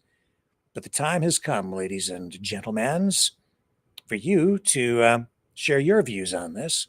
So with that being said, let's run the promo with the phone number, and you guys can join in on the conversation now that I've had more than my ample opportunity to share my 2 cents worth. And I'm going to give you time now to weigh in as well. Here's the number to call. Okay, Mavericks, it's call-in time. Join the conversation. Call 1-647-734-4220. Then enter the PIN number 860-075-764, followed by the pound sign.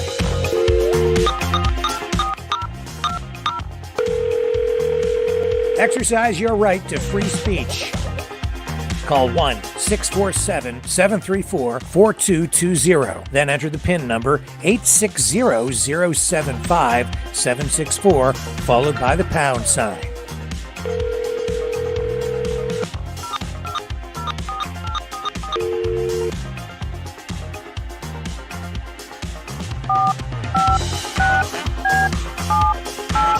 Call 1-647-734-4220. Then enter the PIN number 860-075-764, followed by the pound sign. Maverick News. Call now. The world is watching and listening to you. All right.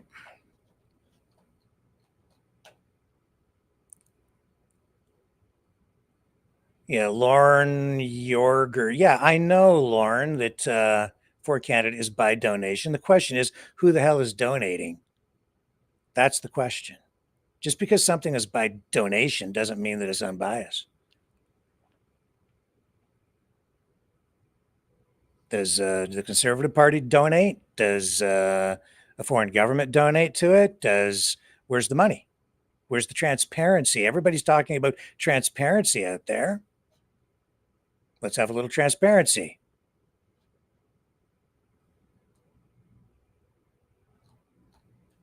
Yeah, I see. Okay.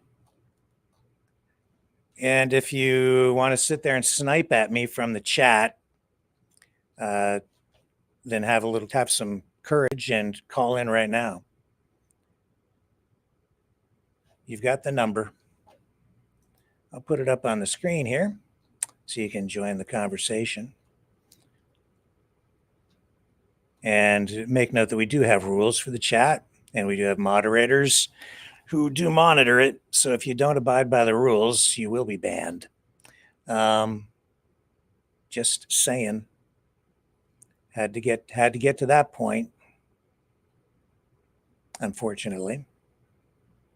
Here's the number to call: 1-647-734-4220. And to punch in the PIN number, 860-075-764, followed by the pound sign if you do call in. And that's how you join the conversation. So there's the number. And we'd like to have some new viewers call in. There's some new callers call in tonight if we can. And we'll see if any of the snipers have the courage to call in and share their views with me directly. And since I don't have $600,000, and if you want to support the show, this is how you can do it.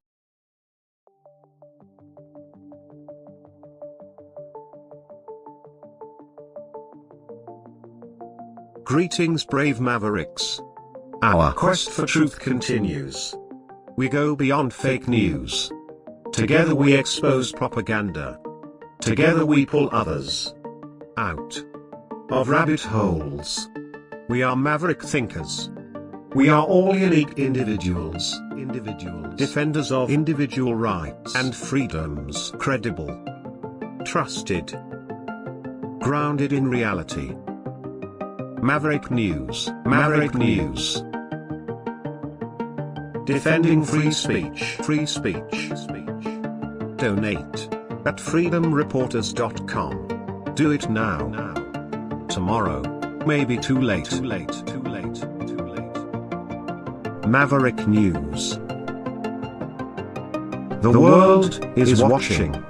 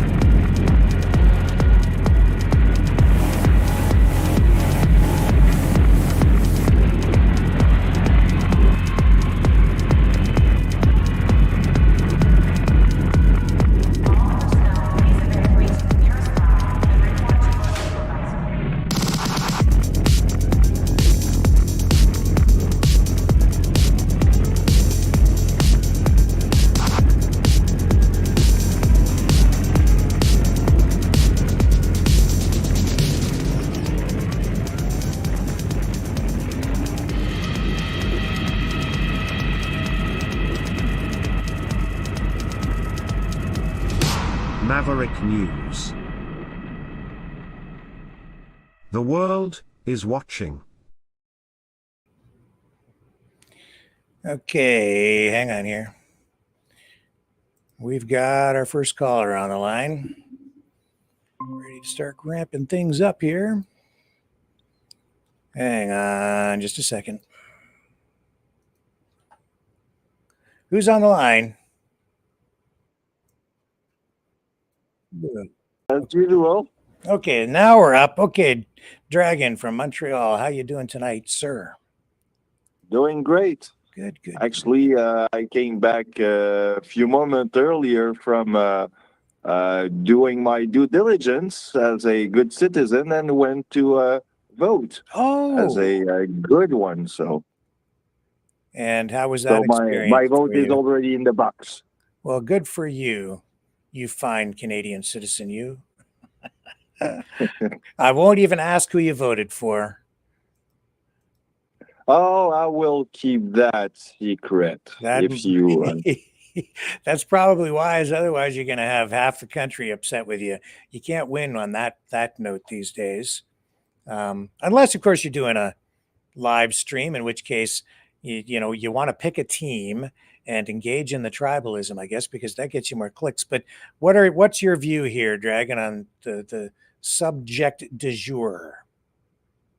Well, about the Rebel News story, well, you see, we had our experience with the pro-Palestinian ourselves on the Maverick when I was actually doing the thing.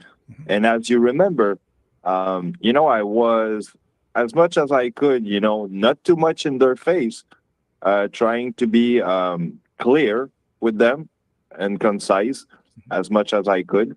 And also the thing is that when I was rallying around them, or actually filming the rally, on the last moment when I was getting pretty much the good vibe out to do it, I was clearly in front of the march, in front of the opener, if you will, like probably 10, 15 feet in front of him, and filming basically from there, and basically following the march right in front of him. And that's the way I did it. And I was not like face to face in a scary, close quarter kind of situation. Right. So, yeah, I think it's, like you say, sometime, Rick, it's a tough gig. It is. It's a tough gig. It's hard to do the job, and it can be dangerous. And occasionally incidents happen where journalists can be assaulted, but it's never I've never been arrested. I've never been assaulted, not even one time. For you, I mean, things are pretty volatile out there right now. When you've been covering those protests, like you talked a little bit about the precautions you took, but do you think how dangerous was it? Like, do you understand what I'm saying about, it seems pretty unusual for one reporter to be arrested that many times and that assaulted that many times after your experience? Well, no. I mean, look, usually I never have seen a journalist being attacked so much at certain extent. Although they do think I'm probably with Rebel News, which is the name that they have called me most of the time when they were looking at me with the camera on my little Dolorama gimbal that I purchased. They were like, "Oh, that's Rebel News" and stuff like that. If you remember well, on the 6th of June last year, that was the day where the pro-Palestinian of Montreal, McGill, they took over one of the buildings.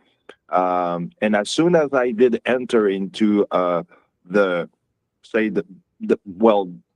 premise of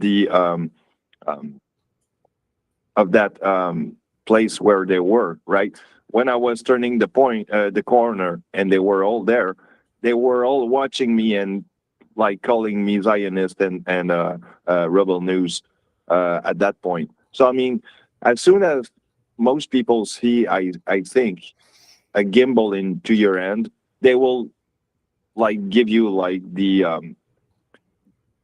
basically a name calling or stuff like that. I mean, they will probably think that you're with Rebel News or some kind of independent news, which probably has a bias, which is kind of hard probably to keep an unbiased point of view, and I think to keep my my universe out of what I'm trying to portray when I go on the field. So this is my personal experience. Yeah. I'm just reading Kitty the prepping cat, who comes in. She used to call in and be friendly, but now she just makes a point of every single night coming in to just snipe and just be a problem. And, I don't ban Kitty the prepping cat, although she does cross the line quite often because she's very disrespectful to me. And doesn't have the courage to phone in anymore. even when I've invited her to do so and be friendly, she wants to be my, I guess, I don't know what this is, but she's just toxic. And it's so disappointing. And she just has turned into this toxic, vile, disgusting critic from the nosebleed section. All night, every night, that's all she does. It's like taunting me, begging me to ban her. Why, Kitty? Why do you do this? I don't understand. If you don't like the show, you're welcome to leave. If you don't, if you have something to say, call in. Because you know what, Kitty? I will tell you one thing, and that's probably just my opinion on this thing. If Rick ban you, okay, and one day he says something and that you probably agree or not, but you got something important to say on the chat, you won't be able to say it anymore. So why would he take away your freedom of speech? That would be basically against his own moral in a certain way. So, she says here, Dragon, she says, Rick, don't smear my character. That's a lie. I'm not toxic. That's not what I do. You know better. Then call in and try to engage in constructive conversation instead of just sitting in there and attacking me and attacking me and attacking me. And I'm not smearing your character. You're doing that yourself by being a coward. You've got the number right on the bottom of the screen. Call in and quit being a coward from the nosebleed section. You know, it's just, it's not right to do that. You're just sabotaging the chat. That's what you're doing every night. And Dragon, like, what do I do with people like this? And I don't want to drag you into it, but I'm tired. Honestly, I am tired of it, Kitty. I will tell you. Yeah, go ahead. Well, sometimes I do feel frustrated when I see those kind of people on, I mean, for example, on YouTube. You don't see me much on YouTube for two reasons. I don't like YouTube because they ban you for anything that we could say that they don't agree with. And number two, well, it's kind of toxic. And I will be honest with you guys, and you can agree or disagree. You can hate me for what I'm going to say, but I'm pretty fed up with those toxic stuff that some people have said. For an example, what was the name again? Yurina, if I do remember well, the name of the Ukrainian lady. Yarina. Yeah. Giving her experience, you know, some people have new caller. Hang on, Dragon's just going to finish up, and then we'll come to you. But you're on, and I picked up the phone for you. Go ahead, Dragon.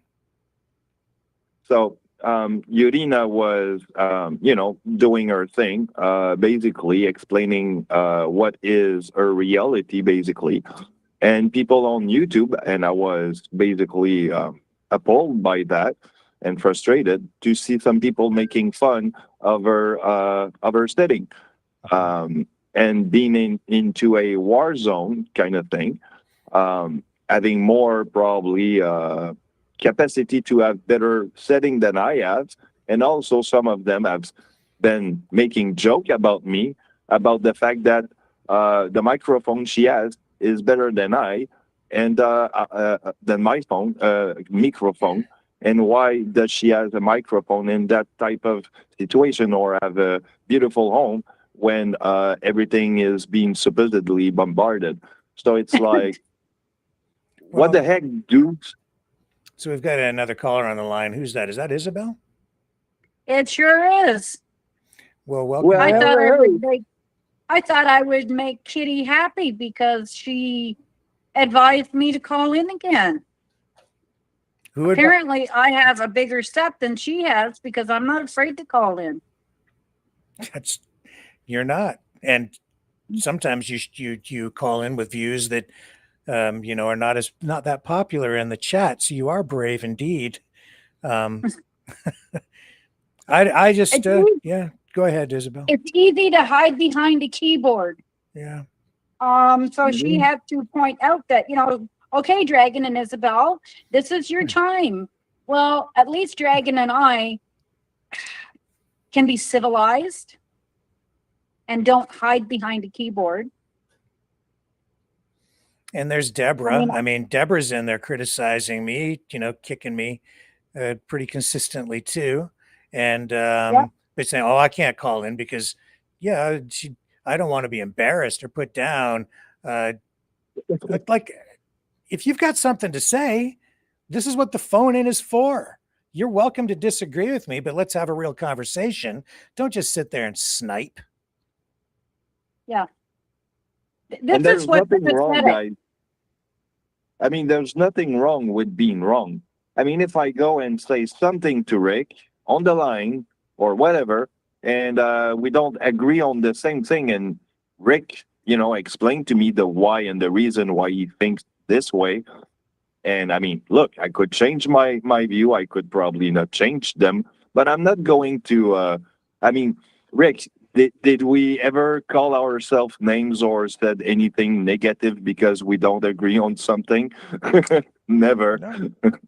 Me and Rick just laugh about our disagreements. Yeah, it's the adult thing that we can agree to disagree. What happened to that?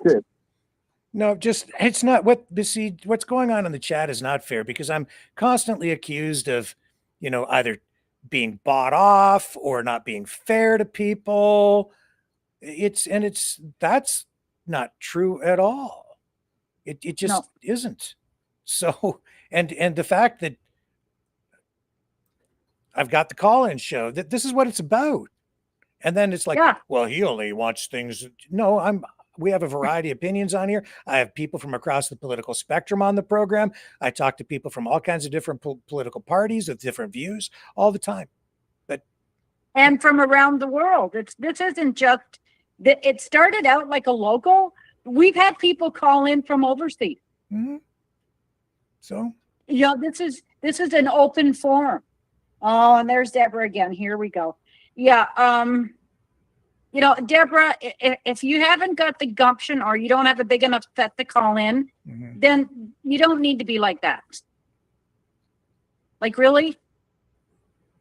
This is ridiculous. It's just where's the adults in the room? See, what goes on in there too, honestly, is that because we have the toxicity in there, it actually hurts the channel because this toxicity scares other people away who don't want to go onto that particular channel, into that particular chat, because it's not friendly, especially if somebody has a different point of view. So they dominate, and then we get this, which is not constructive dialogue. Ha ha ha! What a joke! Now, that's not an argument, Deborah. And that's you're right. You can and tweak the channel. Like, go to another channel if you're not happy. It's fine. And you're looking for people to be toxic. Go find another toxic channel because they're out there. And I don't want you to leave. I just want more constructive talk. That's all. But they can't seem to. And I'd like to talk about what we're talking about here. I've presented both sides of this issue tonight.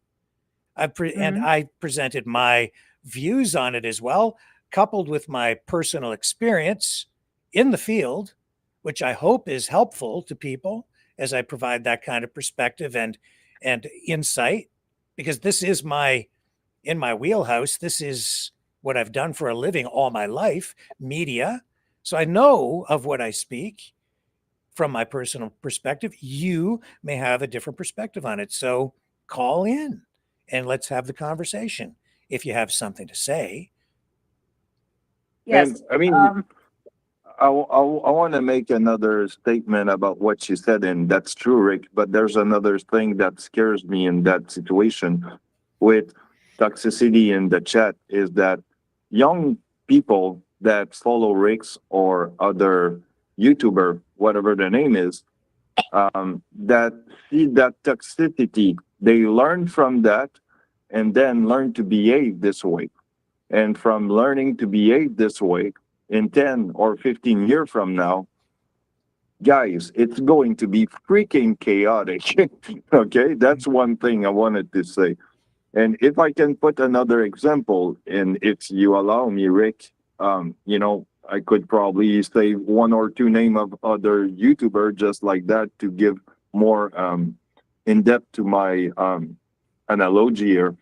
I mean, Rick could probably go there, listen to say Canadian Prepper or some Baby or any other guys, and go back at 7 o'clock, tell you the same thing that those guys would tell you about whatever what's going on in Ukraine or the economy or whatever, because those guys talk about those a lot. So, I mean, he could go on and say things that they will tell you, but is it the truth? Or at some point, he could probably tell you something about them or what they say, or without telling where he has taken the information, he will tell you the same information. Okay, hang on, But I gotta take a break to figure out what this call is all about. So let's just run this little promo. We'll be right back after this. Call now, call often. Okay, Mavericks, it's call-in time. Join the conversation. Call 1-647-734-4220. Then enter the PIN number 860-075-764, followed by the pound sign.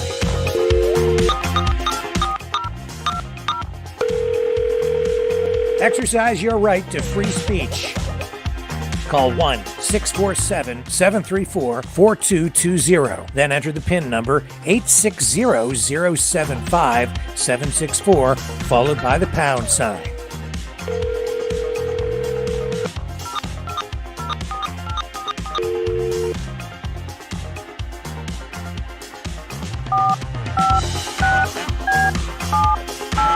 Call 1-647-734-4220. Then enter the PIN number 860-075-764, followed by the pound sign.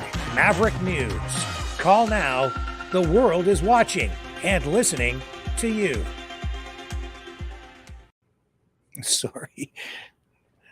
That was a little strange. That was a caller from who used to watch my automotive show on a anyway, you don't need to know that. It's like, sorry, dude, I'm on my show right now. Live. Yeah. Anyway, who was speaking? I think I interrupted someone when I had to jump. Dragon. Dragon. Do you want to finish up your thought, Dragon? Yeah, well, whether you quote or not another YouTuber for the same reason or agreeing with what they say at some point, whether it's Baby or Canadian Prepper or whoever they are, right?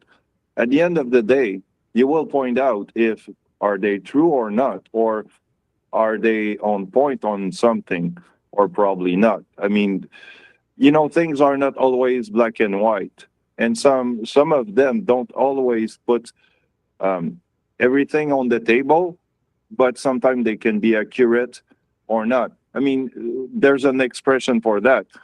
A broken clock always tell you the good time twice in a day. So, right? And here's Deborah. Oh, I guess I better not give my opinion anymore. It's not acceptable to some. We don't agree with what you say. And are we not allowed to say? Is that what I just said? Guys, is that what I just said? Not even close. The opposite. No. But if you have something to say, phone in. This is what the platform is for. The call in is for where you do it. Yeah, it's like Dragon said. They watch a lot of, and I'm not knowing what age group they are, but they come across as the younger group who haven't learned anything other than what they see on these YouTubers. And so they follow that kind of language. It's like, is being in an older group, you learn how to be constructively argumentative. There's a construction to argument. And if you don't have the construction, you can't have a decent conversation and agree to disagree. Mm-hmm. And to me, that's what I see coming through. And I see a lot on things people will send me on Facebook. And I'm like, are you freaking kidding me? Like, really? Why is that setting you off? Just go to another place. No, they come on there and they are the younger generation who have been raised with this new type of communication. And there is no self-construction in their brain to think their own way. Like, it's like a program. They've been programmed. We, on the other hand, had critical thinking before being programmed. So we can stand back and say, you gotta be kidding me. Are like, are you for real? We haven't had that indoctrination. We had the previous to think for yourself. Look, I mean, some of us can be at some point indoctrinated and probably be catch into it. But I mean, people probably with better critical thinking at some point may realize where they at and realize that they probably not are going in the good direction, which I would fear that the new generation would lack the ability to have. Yes. Well, can we pivot back and talk a little bit about the main story here tonight instead of just what's going on in the chat? What? Yeah, I can't. I mean, you can walk down the street with your phone. Hang on a sec. We've got a new caller coming in here. Who just joined us on the line? Go ahead. Hello, new caller. Hello. Hello, who's there? It's Norfa. Norfa. Oh, there's Norfa. I am calling with my arms wide open and full of love and kindness and nothing else. Well, thank you for that. Awesome. We need that tonight. I do anyway. Thank you. Oh my goodness, you're so welcome. Wow. I think everything that's just going on in the world is putting every one of us on edge, and we're in such a hurry to try to get ahead and stay on top of things, and it's getting harder every day, it seems. And people, I think, have sometimes I think that they don't realize how they're reacting or communicating with others because they're so on edge and involved in so much that we have on our plate these days. I'm not defending them by any means. I don't watch, I no longer watch on YouTube because they are beyond cruel, very, very nasty people in the chat. And that's why I came over to Rumble, where you can actually agree to disagree and still end the day shaking hands. I mean, that's what adults do. Yeah. But the way some of them carry on, it just breaks my heart. Like, especially for you, Rick. You're doing the best you can. My husband and I enjoy your show so very much, and we're learning so very much as well, thanks to you and chat. And your show is a wonderful, wonderful program, and it's just very unfortunate that others are so filled with anger, maybe jealousy, resentment, hatred. Perhaps they're hurting, but that doesn't give you the right to act that way. And the channel's here for them. It's here for you guys. This is what the call-in is for. Call-in isn't for me. It's for everybody out there, to give everybody a voice. So right. And sometimes, like I don't have anyone in the house with me here. So this is a communication where it's not only an enlightenment. Sometimes it's a laugh to bring you out of the darkness. And other times it's information that I wouldn't know where to get. And many nights I sit here with my supper and Rick and Dragon and, like you, Norfa, a lot of other people. This is my communication. Yeah. So this is like truly my family. And this call-in means a lot to you for that very reason. Yes, it does. And when I see people dumping on Rick when what he's trying to do is giving different spectrums of what's going on. Exactly. Right. You know, I mean, our choice to decide. And it's like, if these people could understand that, and I know most of them must be hurting, but we're all in the same boat. So why Correct. not, like you say, give the group hug, not the group anger. Like you're bringing anger. We don't need anger. Yeah. And you know, one thing that I've always, sorry, hi, Dragon. Well, look, I do agree with what you just said, Norfa, and resentment, I think, is one of the most recurring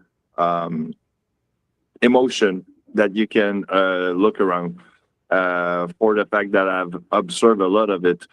And to give you an example, when I started to be with a certain group, part of the Maverick family, if you will, from YouTube, that was pretty much with Rick on start, right?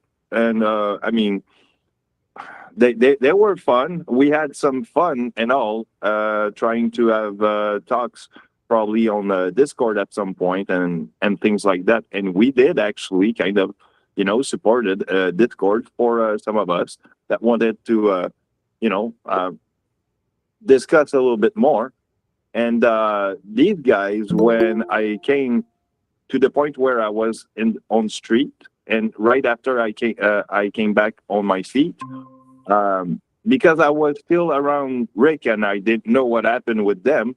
But since a feud happened with those guys and Rick, they boot me out because I was still like, you know, still appreciative and still today appreciative of Rick, because he was on my back when I was on street and, you know, gave me his phone number, told me how to join, to talk to him if I need to, or if I need anything. I mean, you know, Rick is a big heart, you know, he's a big heart guy. And I mean, I could not appreciate more than that. And these guys were not, you know, okay with that. So, I mean, you know, it's like I don't go on one side or the other. I just follow my heart. That's the way I do. Yeah. What a wonderful story. Thank you for sharing. Thank you for that, Dragon. Dragon's had a rough road. Yeah. Yeah. Yeah. Who just called in?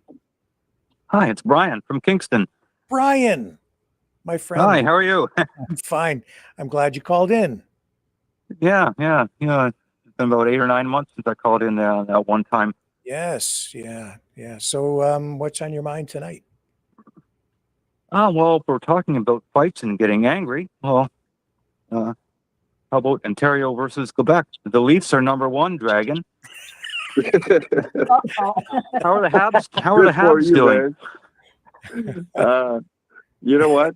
I did a pool with some of the guy in my apartment building, and you know what? I did put Montreal as the winner of the Stanley Cup this year, but I don't know if that's going to happen. So we'll see. Yeah, I watched a little bit of the show earlier, Rick, and then I signed out for a little bit, and I came in, and you were just getting ready to do the phone calls, and yeah, you know, the stuff about Rebel News and you know, their behavior at the post debate. Yeah, you know, there was one little comment that Ezra Levant made about where he was telling maybe a CTV guy or a Global, or, you know, calm down, you know. Well, Ezra Levant has made his whole career out of being angry.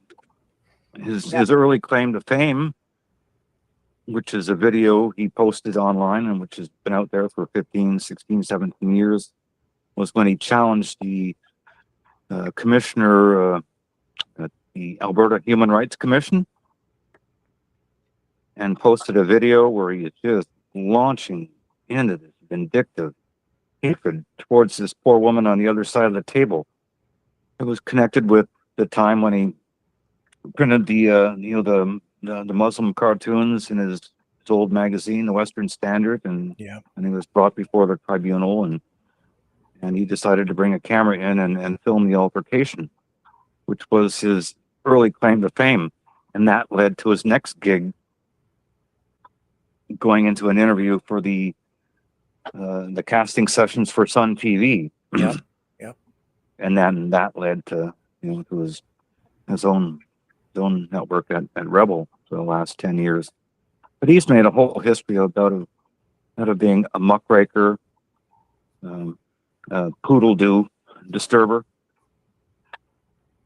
Yes, that's pretty much what he has been. I've always had respect for Ezra Levant.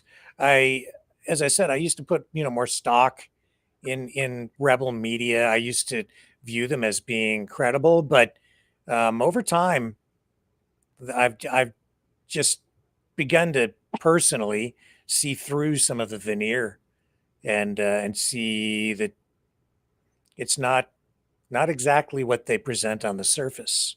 You know what I mean? Yeah.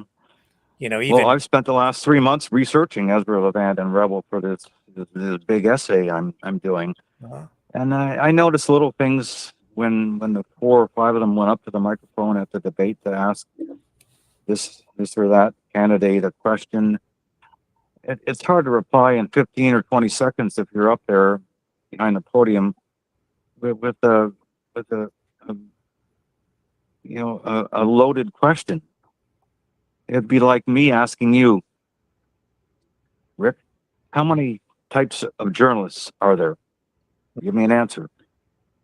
Yeah, I mean, I do have an answer. How many genders are there? Right. For instance, how many types of journalists are there? I know the answer to that one. You probably too. Two. Electronic and print.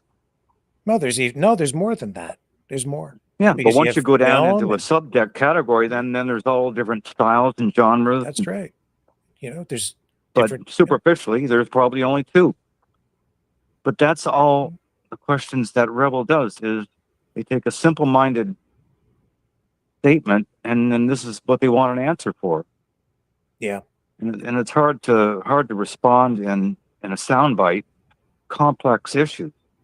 They There's engage politics. a lot of gotcha journalism, sort of, right? Ambush stuff where they ask questions that aren't even really questions. They're more like statements or political opinions wrapped in the packaging of a question. It's chasing people down the street. I don't know. An old friend of mine, a literary colleague here in Kingston, once asked me about 20 years ago, what's the worst thing about doing a book? And then I looked at him and said, well, the press conference before the book launch. I hate doing those bloody things. Because it puts you on the spot, right? Yeah. Yeah, well, he asked you, just inappropriate questions and things you'd never expect, and the liberals, Fort Kearney was just thrown in off the deep end. Other politicians like Stephen Harper had a couple of years when he was leading the sort of the merger of the alliance into the Conservatives. He had a couple of years to sort of segue into it a little bit. Kearney was just thrown in off the deep end, and on top of that, he's more of a backroom guy, more comfortable in the executive suite and the boardrooms, not press conferences, scrum, interviews, speeches. I've noticed that, and it kind of, may God strike me down, but sometimes you look at Justin Trudeau, and he was so good at it from a left-wing socialist point of view. He knew how to handle the media, interviews. Even when he got angry, it didn't seem like he was totally vicious. Yeah. Kind of a poster boy. pretty smooth operator. But you know, Trump has his sort of way of dealing with it too, his style, which is like if you ask him a tough question, he just doesn't bother to answer the question. Instead, he attacks you. He says, "What media outlet are you with?" "Oh yeah, the XYZ fake media outlet with no ratings. You guys are a disgrace to the media." That's the way he answers questions he doesn't want to answer. And people go, "Yeah, right on." We need more of that. Well, you know what I noticed over the years with Ezra Levant is he seems to be like a coyote. He sifts out things that maybe nobody else is noticing, like when he went to the basketball, the transgender that was playing basketball. I forget where it was. Was it Hamilton, Brantford? Yeah. He was the only one there as a reporter, but he went there like I have a right to be here, and pushes his way in the door. So when they asked him, like, where are you from? They knew right away. I mean, he's got the hat that tells everybody who he is, right? Right. And he deliberately goes there to antagonize. That's what I found with Ezra. He goes there to antagonize. And Are when you they speaking do, about the Bartholomew case? well, this was I believe it was a college basketball game. Yeah, I think I I know the one you're referring to. Yeah. And But, I but mean, they're all the same. Yeah. Every time he goes somewhere, it's like that. He walks in like he has a right to be there when nobody else has known he's coming. Like there's no prep. And of course, the guy's with him. And what he's going there for is the clicks, because he knows he's going to get booted out. That's why he goes. He's not going to get the clicks if they don't boot him out. So he deliberately goes to get booted out. Yeah. Well, he's a muckraker. Mm-hmm.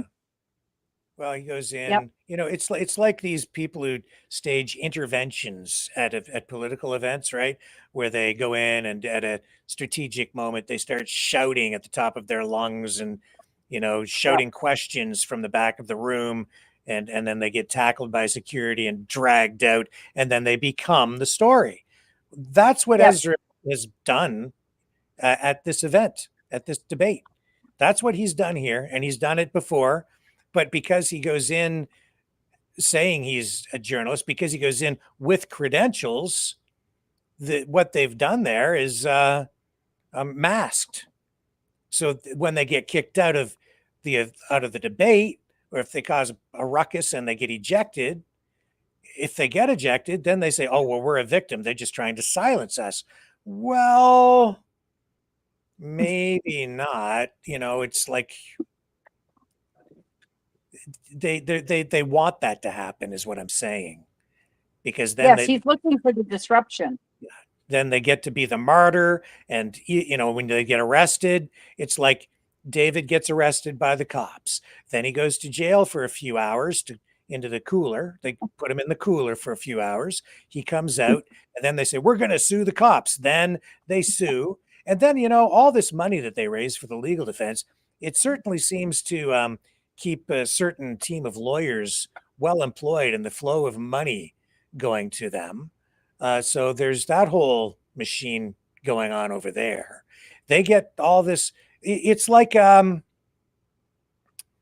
they benefit from it in the end. Financially, they benefit by growing audience. It's controversial. It's entertainment. It's like WWF journalism. You know, it's knock down, drag them out, hyperbolic, over the top, sensationalistic, and they become part of the story. And I mean, how many times have we seen Levant get arrested? Yeah. You know, it's just repetitive. But as soon as that happens, they do it to get the publicity. And that's why he does it. Yeah, that's what it's about. And then what are we doing? We're sitting here helping it by talking about it tonight. And I noticed, you know, CBC, when they were talking about this last night, they never mentioned Rebel News by name. They just talked about the disruption but they never mentioned Rebel by name. That's because they don't want to give him what he wanted. So they're not wrong. I think that the reaction we get is maybe excessive from the legacy media, and I don't think the debate commission really knew how to deal with this. Interestingly, the Canadian Association of Journalists, which normally is involved in the process of deciding who gets media credentials for these debates, was not involved for this one this year. Oh. And as a result, we got kind of a different scenario, a different outcome. Sorry. Somebody. It's kind of like the White House briefing room. Yeah. Are you ready for Alex Jones? Yes. It's going there. It's the same sort of thing. Yes. But one thing I've kind of deduced on watching Rebel, it's what they don't cover. Yeah, somebody's audio is up and it's causing an echo feedback. You might want to turn your speakers off or something. Is it mine? I don't know. I'm not sure who it is, but I don't think it's me. Yeah, but I think you've got a valid point there, Brian. Absolutely. Well, one thing, when I was in Ottawa during the convoy, I noticed a little incident. Well, it was a non-incident. I don't know, maybe one of the truckers or somebody. They were, off to the side, having a coffee and a cigarette with a couple of the policemen, joking around, laughing, and I kind of observed this because Mocha Berzigan was there, and I watched that incident play out, and there was no trouble at all. And then 10 minutes later, the trucker went back, and the policeman went off to whatever they were doing, a patrol or something. But then to watch the particular footage of that incident on Rebel News a day later, that pleasant footage was left on the cutting room floor. And in its place, well, we see police beating up people. Well, what happened about the incident I observed with my own eyes? So a lot gets left on the cutting room floor. Not everything was filmed in Ottawa on Wellington Street. And what was your assessment? The cameras, the videos, the cell phones, the streamers, not everything was filmed.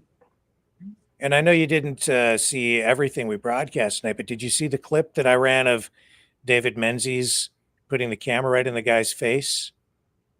Yeah, I saw that little clip. Yeah. And do you have an opinion on that? Am I fair in my assessment? Yeah, I think you were right on, spot on. I would find that would almost be like an assault. Yeah. Why wouldn't he just pull the camera back and do an interview with the person? This is what gives your people, Rick, the media, a bad name. Yes. The microphone shoved in the face, the camera right in your eyeball, the light shining. Yep. Yep. And that's why independent journalists have a difficult time even getting credentialed for various events. This is also, I'll tell you, like, there's a lot of people who won't even come on this program, who won't talk to me or do an interview just because I bring other people on that they disagree with. There are people who won't come on the program because of the people we have in the chat and some of the things that go on in there. It's the truth. But my larger point is, when you have an independent so-called media outlet like Rebel getting credentials, then they go in and there's this ruckus caused, then the very independent media outlet that claims to be championing access for independent media actually becomes an obstacle to it, because they become the reason why independent media ends up being ejected and not accepted in the future and getting a bad rep because, those independent people, they can't behave professionally. Yeah, that's exactly what it does. It destroys any other independent reporter or podcaster who has decency of distance Mhm. to get a chance. And so, yeah, and it pains me to say that because I always held, like for a long time, I held Rebel News in high regard. And I thought, wow, he's done a really incredible job of creating this independent media outlet after Sun Media folding, not financially viable, couldn't get maintain access to cable outlets. It was a big problem. They had to shut it down. He goes off independent. He turns this into a successful venture. But, then over time, as we've indicated, It all kind of blew up on him with the Faith Goldie incident in 2017. Mm-hmm. Yeah, but he's managed to rebuild, and then he's capitalized on a pandemic, convoy, and now Trump's reelection. Mm-hmm. Every time, they bounce back, and you said on the show, you wonder where Rebel News gets a lot of their funding. Well, a lot of it comes from the oil firms, the oil sector. And, and it's, you've done some research into that, I see. I don't know all of them, but I know one of them is Suncor. Mm-hmm. And that no doubt is influencing the coverage we're getting, especially the pro-separatist slant that I sense over at Rebel News these days, the platforming of all the pro-separatist activists, I see it. I don't know. Are you guys picking up on that? Well, personally, I don't watch much Rebel News nowadays because I've seen how they were kind of going for the last few months, and I kind of decided to not look at it because it was undermining probably the way I was thinking for a moment and trying to find myself into doing my own little thing. So, yeah. Yeah, I don't watch them much anymore. Go ahead, Isabel. I've only watched them just to do my research. So, yeah. Sorry, Isabel. Go ahead. Yeah, I only found like Dragon after it's been more than a few months for me.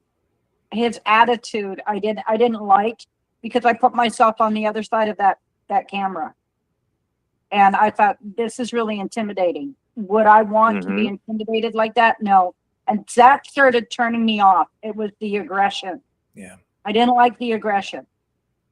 You know what? I mean, I'm not one to confront anybody. I would love to have a debate. Mind you, I can lose my temper quite quickly, but I don't hold a grudge and I wouldn't come away angry. If I didn't agree, I would just walk away. You know what, Isabel? You just repeated one of the first advice that Rick gave me when I was doing my own stuff for him or for my own self, how to do a right panel with my camera. That's exactly what he told me. Not to be right in the face of the people and try to put myself on the other side of the camera so I can know what you guys look at when I'm on that side of that camera. So basically, you got to be two person at the same time, the audience and the one who's doing the filming. Right. Yes. Yeah. Yes. As soon as you put yourself in that position and they don't, then you're like, oh, wait a minute. Do I want a camera in my face? Do I want a microphone shoved up my nose? Would I like that? No. Because then I'd be backing up and walking away. You can do it, like you're saying, from a distance. You don't need to be right there. And I've watched Dragon do reports from Montreal, and he's been very unbiased, just wants information, doesn't choose one side or the other, and he doesn't get confronted, and he's right there interviewing these people, but he's not, he asked, could I speak to you? Ezra doesn't do that. He's like, I want to talk to you. And I'm like, oh God, if you did that to me, I think you'd lose your microphone. No, you just made a good point. I go there. I go there, I ask you, ma'am, can I ask you a few questions in front of the camera? And you say, no, I'm sorry, I don't want to. Oh, well, have a good night, ma'am. And have a good one, you know, and just walk away and do my thing and go to the next one. I mean, I'm not trying to be too pushy, and that's the thing. I mean, I always had that attitude that where I don't do things to other that I don't want me to be done. So basically, if I don't want to have a camera pointed in my face, neither I will do that to you. So with that being said, well, Dragon, I've got your next assignment for you. Tomorrow, there's going to be a small hands-off demo somewhere in Montreal. I'm not sure where. You'd have to look it up. Maybe you could go out and do a little bit of mobile journalism tomorrow. Well, I'll be glad to do something like that for sure. Yeah, because it's in affiliation with the big hands-off thing going on in America again tomorrow. You know, the second big demo. We'll see how it goes. Well, that would be good, Dragon. Rick has put you on leave for a while, right? Well, and there's also going to be a small little hands-off demo in Calgary. I don't know if Rimby's going to go to that one or not. Oh, he could be interested into that one. But yeah, I mean, Isabel, to answer to your question, it's not because I'm on leave, but it's more of a health situation, so I need to restrain myself to do too much. So I try to make myself better for you know, returning on the field as soon as I can. So it's kind of sad, but it's fun. I hope you're feeling better, Dragon. Oh, I'm good. I'm good. Wish you the best.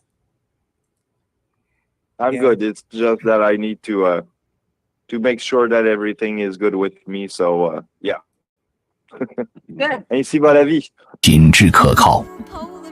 Now, last night, guys, and we're just gonna. I promised to run this last night. We didn't get to it, so I'm going to share it with everybody. Now, this is part of the information warfare response from China on the Trump tariffs. So, has anybody seen this? No, I have not. No. Okay, so this is an AI generated video of Donald Trump applying eyeliner to JD Vance, and the premise of this is to say, I guess that all the JD Vance's eyeliner is made in China, and they're gonna ban it. There are other posts saying they're gonna ban the eyeliner that's produced in China from being produced in the U.S. now, shipped to the U.S. or something. Anyway, I promised I'd run this. This is their new video. It's kind of going viral. I thought it was, you know, pretty funny. 土气乡巴佬风格，沿线比中国制造，品质可靠。Rustic, country style, eyeliner pencil, made in China, reliable quality. 小红书。土气乡。So anyway, I've kept my promise. I ran it. There you go, everybody. I thought it was that's a funny one. Yeah, it's like I don't. There is something weird going on with his eyes. I don't know what it is. Is it eyeliner? Is it just the way his eyes are? Or what did he get? His like? I think he get tattoos, like a tattoo eyeliner. You know, when I see his eyes like that, my daughter used to follow Marilyn Manson. Yeah. And if you look at Marilyn Manson's eyes when he was on stage, were like that. Like, yeah, it's weird. Yeah. And when I see him on there, Vance, that's the first person I think of. Oh my God, Marilyn Manson eyes. Well, you know, if you work in theater, like live theater, it's common for you wear makeup when you're under the lights on stage, and eyeliner is one of the things that, you know, all the actors, male, female, put on. And so I kind of wonder if this guy is applying eyeliner because he's on camera a lot. It looks to me like he's wearing eyeliner.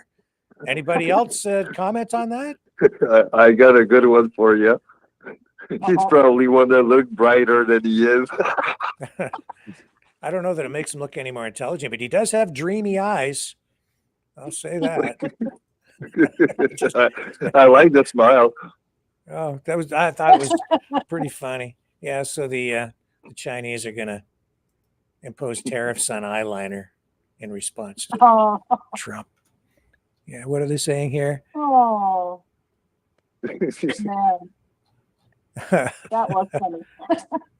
Yeah, it's going to restrict the export of all eyeliners used by Vice President J.D. Vance to America in retaliation for his Chinese peasant remark.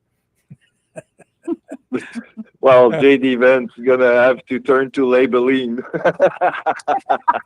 I don't know, and maybe some of the photos I'm seeing of him online, no doubt, are photoshopped to make him look even his eyes more pronounced. Like this one here, I think for sure it's got to be photoshopped, right? Let me put it up on the screen because his eyes are so dark in this one. And I mean, but this is also a reflection of how our political discourse has deteriorated to such a low point. I mean, here, what do we talk with? Is this really the most important thing to be discussing? No, but it's entertaining, I guess. But politics has become entertainment. Look at those eyes. Look, come on, that's not real. It's entertaining, though, right? It's just the great eyeliner. It's like it's more important what happened after the debate. Oh, you mean there was actually a debate last night? Yes, that's exactly right. Yeah. And that's so why the story is what happened after the debate, not the debate itself. Which is sort of what happens too often with Rebel News, because they don't report the news, they become the news. So quite often. Yep. And I don't know, when I was going to journalism school, that's one of the things that they really impressed upon us was you are there to basically be a fly on the wall, to record things, to give to provide a platform for all the stakeholders to have a voice, so that people can then assess all of the different points of view and make a good decision on where they stand on an issue. That's what my job was. And it was always be very careful about how you inject yourself into a story, if at all. You try to avoid that. And even doing stand-ups, right? Like standing in front of the camera. When I worked in television, sometimes I didn't do a stand-up at all. I wouldn't even appear on camera. I'd just be my voiceover with photos, like video, covering the report. But they always wanted you to kind of do a report near the end, or at some point, a stand-up, so they could see that you were actually there, and sort of being the eyes and ears of the public. But beyond that, what you didn't really want to be the face of the report. Things changed, though. You know when things changed, and Brian, maybe you can comment on this since you've been doing some research into Rebel, but City TV, Moses Znaimer in Canada, changed things a lot when they went to the use of one-man band videographers, not reporter, camera person going out. CBC would often send out a reporter, a camera guy, and a sound guy, and sometimes a producer, so 4 people to go do one story. But I always worked pretty much alone, which is kind of where things went. But the style of journalism changed at that time, because you had reporters going out on their own, and then they started to do longer and longer stand-ups. And with Rebel News, what you get is these long form, a lot of reports where the reporter just stands there and talks. And now it's gotten to the point where I just sit in front of the camera and talk, right? I just sit here and talk. But when I was working in mainstream TV, I would go out of my way, always try to get reinforcing images to show what the story was about and not put myself in the story. Because you're not the story. Right. Whatever the incident is, that's the story. Yes. Yeah. But here we are, and we've played right into his hands, right, by talking about it all this time tonight. Yep. So maybe even doing the show was a mistake tonight. Thought? No, I think it raised awareness of how media works. And there are probably too many podcasters out there doing their own thing.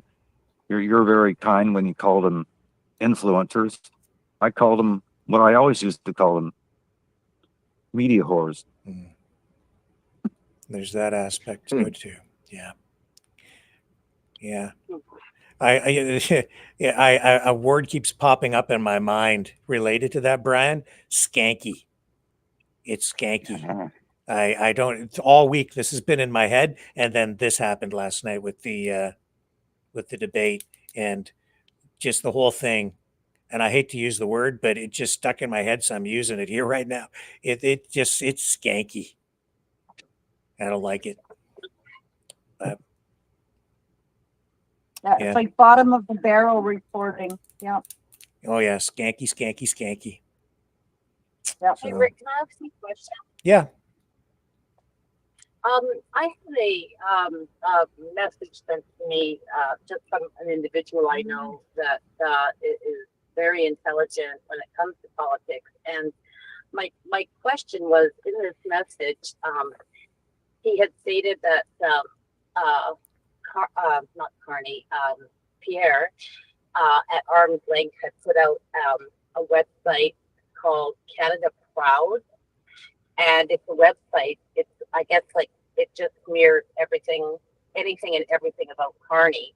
Do you think have you heard of that, or do you think that there's any truth to that? Or, I mean, I haven't done any research on it as of yet. I haven't had time, but I was just wondering, have you heard about him doing that? And do you think it's I guess it's a possibility.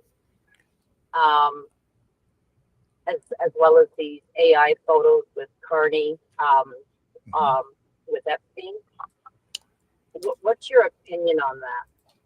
It just has me a little concerned, but like I said, I haven't dove into it yet. It's I've seen Canada Proud stuff. Okay. Well, I'll bring it right up on the screen for you and show you what they are. Okay.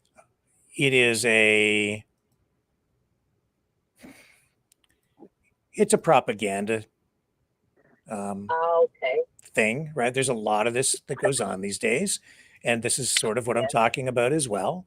It's like these guys set up an organization. They'll accept donations. I don't know what their business structure is, whether they're nonprofit or just a private company or just an individual. It's an organization, I know that, of some kind, fighting for working Canadians and against the Carney Liberals. So it's a political activist thing. They've generated a huge following online. And yeah, their whole objective is to be pro-conservative, anti-liberal. And so you get all the influencers like this lady here, who is exactly that. She is part of this network. And people, I think, view these people as legitimate news sources simply because there's no transparency and a lot of people just don't know any better, right? Why would they? Oh, look, it looks like a reporter to me. Oh, they must be telling me the truth. There's got to be real credibility here, when in fact, this is not journalism. This is activism. This is propaganda. This is marketing, is what it is. That's what she does. And anybody that thinks that that's journalism, I'm sorry, it just isn't. And yeah, this is all about smearing, half truths, doesn't matter. See, that's what I'm getting at. There's no journalistic standard here at all. This is just a free for all. This is like whatever it takes to win. Just hammer him, lies, half truths, spin it up. It's all spin, negative. That's what it is. And if a politician is sharing that, bring it back up on the screen. If a politician is sharing that, I take exception to it because there's a lot of dishonesty in this stuff. So that's whatever happened to common courtesy. It's out the window because this is why we got to the point where we are tonight with this problem with the fighting between the journalists. It's because journalistic standards went out the window. So now the only way to survive is to get the clicks. It's competition for audience. So it forces people. It's like a race to the bottom. Yeah. It's so overwhelming, the information, and it's just it gets so confusing. And 1 minute when you think that you're following a path, like a true path, and then all of a sudden you read into something else, and then you get kiboshed, and it can get so confusing. Yeah. And it's all for sensationalism. Mm-hmm. Wow. That's how what they I pull think? you in. And I won't say names, but guys online that do content most of the time. I don't know why we call them at certain point journalists when actually they're just doing research, trying to fact check or counter fact certain point of view, and put their own opinion. So that's not really journalism in a way. It's more like a fact checker or a, Rick, you could probably have better wording than I do on this one, but I think you know what I'm talking about here. Well, I'll tell you what's really going on too with some of these propaganda sites. Is that one of the techniques they use is they tell you the truth. They tell you the truth. They might put spin on it, which is palatable to me. Like, you can have an opinion on factual information, fine. But then what they'll do is then they inject a lie. It's something that's totally not true. It's just a complete fabrication to engage in character assassination against whatever political opponent they have. And then they go back to the truth again, and they slip it in. And the techniques are pretty sophisticated these days. Make no mistake, like, there's big money behind this stuff too. And there is foreign influence right there. I've been thinking that we should do more on this subject anyway, and expose, if for lack of a better word, kind of what's going on for people, so that people are better informed, better educated, more media literate, so that they know what to look out for, so that you can be properly informed, knowing that this source might be littered with some propaganda. Right. I've been duped many times myself by this fake news. And yet the irony in all of this is that the guy who basically invented the term is being supported by a lot of what has actually turned out to be real fake news. Like, really fake news. And that's what makes it difficult, because we're trying to decipher which is real, which is AI, and which is propaganda. And and people don't want to hear this, but that whole investigation into tenant media and the $10 million fund that was being distributed to certain media outlets, that's all real. That's real, in military grade intelligence that has uncovered this stuff that then has been shared with the public. But a lot of people, especially on the conservative side, don't want to hear that, because it was all conservative influencers who are getting the money. Oh, it's just it's a hoax. No, it's not a hoax. It's real. Deal with it. Like, seriously. But people, excuse me, a lot of people don't want the truth. Most people don't really want the truth. They just want to win. They want their side to win.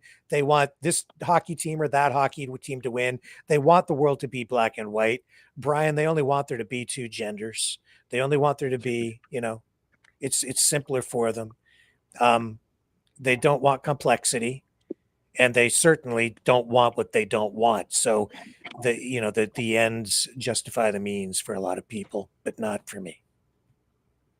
Yeah. The days the days are gone of, say, a Lloyd Robertson. From time to time, he would leave the anchor desk and go out in the field, and whether he was interviewing a farmer in northern Ontario or a stockbroker on Bay Street, he would go out in the field, and conservative or liberal alike, everyone would reach out and shake his hand. Yeah. Yep. That was true. I don't think you're going to journalism get that with watching Rebel Lloyd Roberts. News or True North, Juno, or all the others out there. There's just no respect. And well, at least when you watch Lloyd Robertson, you know, the newscast was truthful and honest. You know, you might not like, you know, the news that's happening, but it's truthful. And now there's so much spin. Red is orange, and orange is red, and black is white, and white is black. And George Cron says, "Yep." And then the jealous podcasters will call them down and try to make them into nothing when they do their own shows, trying to make themselves look so good and all-knowing. No, George, you know, that's not what's going on here at all. In fact, quite the opposite. You know what I learned a long time ago from some pretty wise journalists who mentored me when I was younger? It's in fact, one of them I learned from, not directly, but through some seminars that I attended a long time ago. Bob Dotson, NBC News. You know what he said? It's about survival. It's about surviving in this game. I've seen so many people in media come and go and come and go, and only a handful are in it for the long haul. Only a handful survive. Most come, they're here for a year or two, maybe 3, and then they fade away, and they can't cut it, they can't make it, or they find more lucrative things to go do. But what I learned a long time ago is that the people who are the most sensational, the people who engaged in, you know, kind of crazy things, no, they would be like flashes in the pan. They'd be here today and gone tomorrow. But I've been around a long time, and as much as some people might have 150,000 views on a video, I'll tell you right now, I'm not jealous. And you know why? Because chances are it's not really real, because it's probably paid clicks that they're ramping up these channels with, because I know how that works, especially in Canada. It's pretty hard to get, 150 or 200,000 views on a video organically, because that's big numbers for Canada. That's why, anyway, I'm not jealous. Quite the opposite. I pity how some people are selling their souls for views and for money. Here's something you could reflect on, Rick, during the debate. Yeah. Remember towards the end of the debate when Pierre Poilievre said he's going to defund the media, the CBC, the CTV, and everything, and he was talking to the moderator, Steve Paikin, who works at TV Ontario, and they're part of a Crown corporation. So what Poilievre was basically saying, without saying to Steve Paikin, is, well, you're going to get fired. Yeah. That's what I heard. That's the vibe I got. Defund the CBC, defund CTV, defund Global, defund the Citizen, defund the Toronto Star, defund the Globe and Mail, defund everybody, to the point where there's going to be nothing left. It is a difficult thing to deal with, right? Because you want media to be self-sustaining, and self-supporting, and as impartial as possible.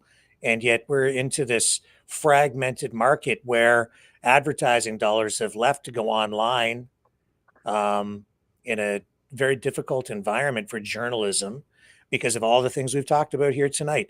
Polarization. In order to get the clicks, you have to look at the numbers that they're generating through Canada Proud, through both organic reach and paid reach. Like they amplify that stuff by putting money behind it to promote it, to get more reach, more eyeballs on it, like an ad.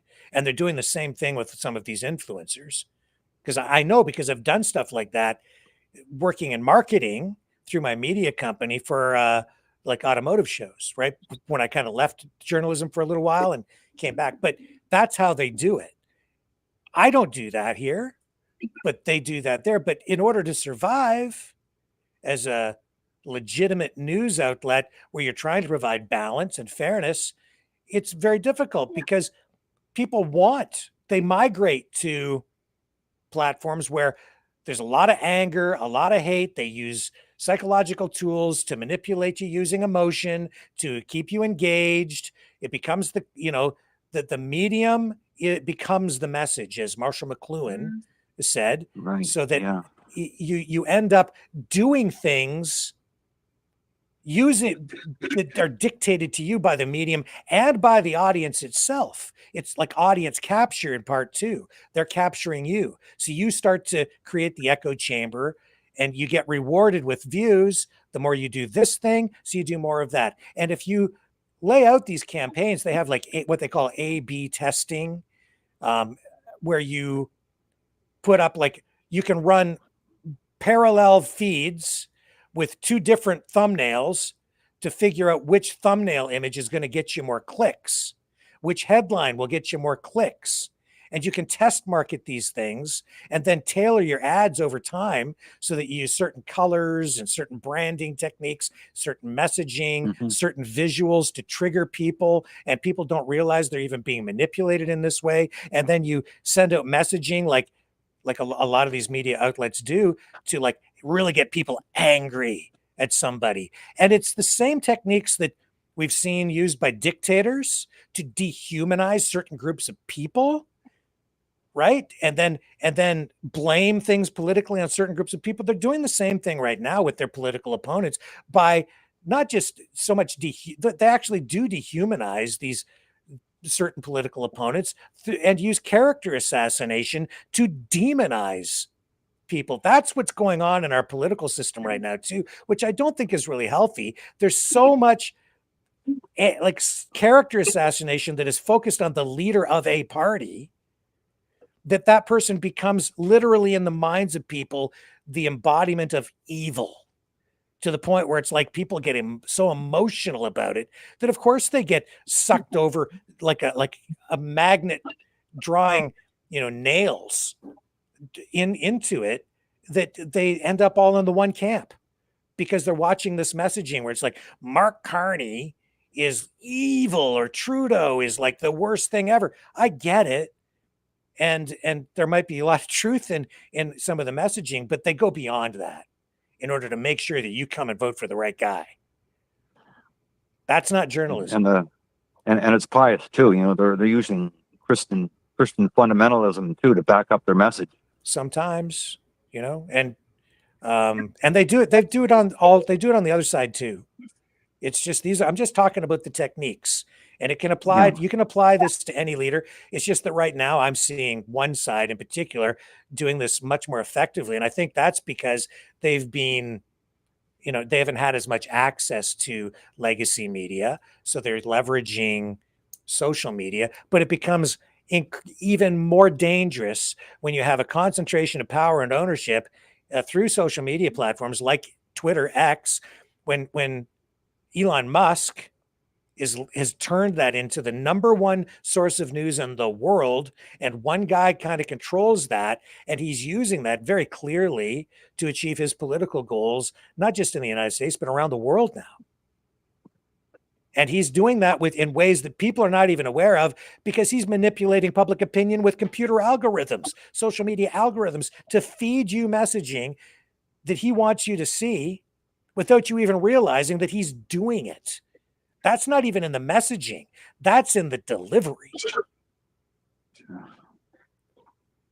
People need to wake up. And then I see then you get these arguments from like the Prime Minister of Italy coming to see Donald Trump, and she's over there defending what J.D. Vance said at the Munich summit, right, about media. And he's like, well, if you can't take a little bit of propaganda, then you don't have much of a democracy to begin with. Well, I'm sorry, but advertising works. That's why big companies spend a lot of, like, millions and billions of dollars to make sure that when you go to the grocery store, you buy Heinz ketchup, not the no-name brand, because somehow in your mind, you think that Heinz tastes that much better. And it does, because the marketing told you so. And so you're willing to pay the extra $1 for your bottle of ketchup.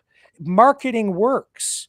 And so if you have people feeding you this political messaging in a targeted and a manipulative way over and over again, using what they call frequency, which is repetition of the same messaging over and over again, you become indoctrinated. You become manipulated, and you don't even realize it. And that's why we need to, as I've said, we need to be really taking a hard look at what is going on with these new technologies, this new medium, social media.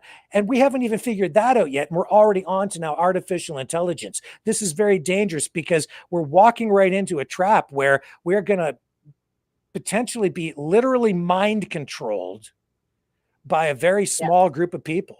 And we're kind of already there. And I think people don't realize it. And to the point where you want it, you're asking for it, because when you're challenged with this kind of information, and when a lie is pointed out to you, or a half truth, or even another opinion, people get emotional and even angry and combative because it blows up their world in their head, because they have been so indoctrinated. We're in a very dangerous place right now. And that's largely what this program is about tonight too. It's about that, not just so much about Rebel News.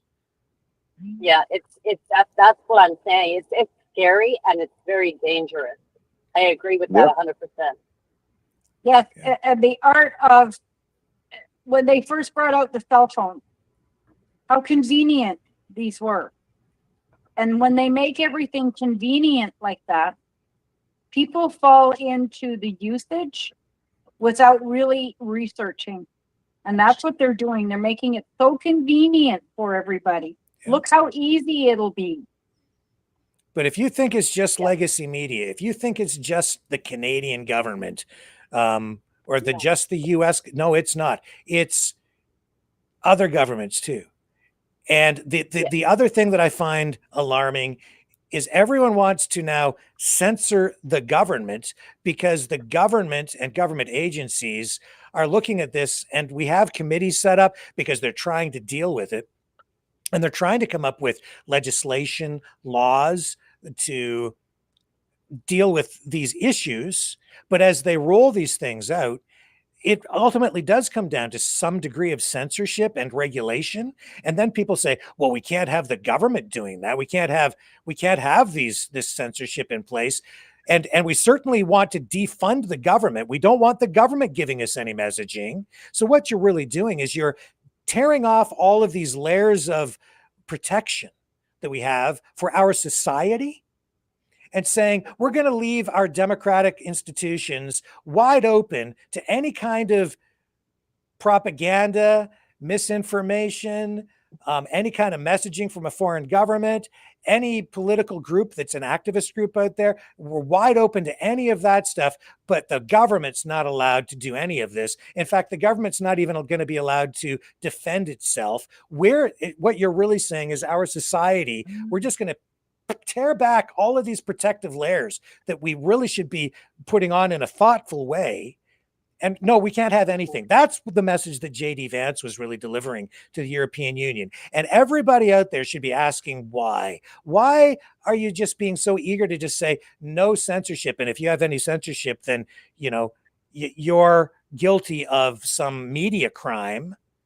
And no, there has to be a real balance here, where this is not a serious conversation unless you're actually talking about where are freedoms limited, where is speech going to be limited. We have to have some limitations here, because it's just like false advertising. Who wants to have someone advertise something that is harmful to people and could kill people? Right? You have false advertising laws to protect against that. We need the same kind of provisions in place for any kind of political advertising. And if it's not journalism, if it is actually marketing, people need to know that. So we need more transparency. These are very difficult issues. I'm not saying I have the answers to them here tonight, but the one thing we definitely don't want to do is leave ourselves, leave our country, leave our society, and certainly not leave our minds open to these kinds of attacks. Defenseless.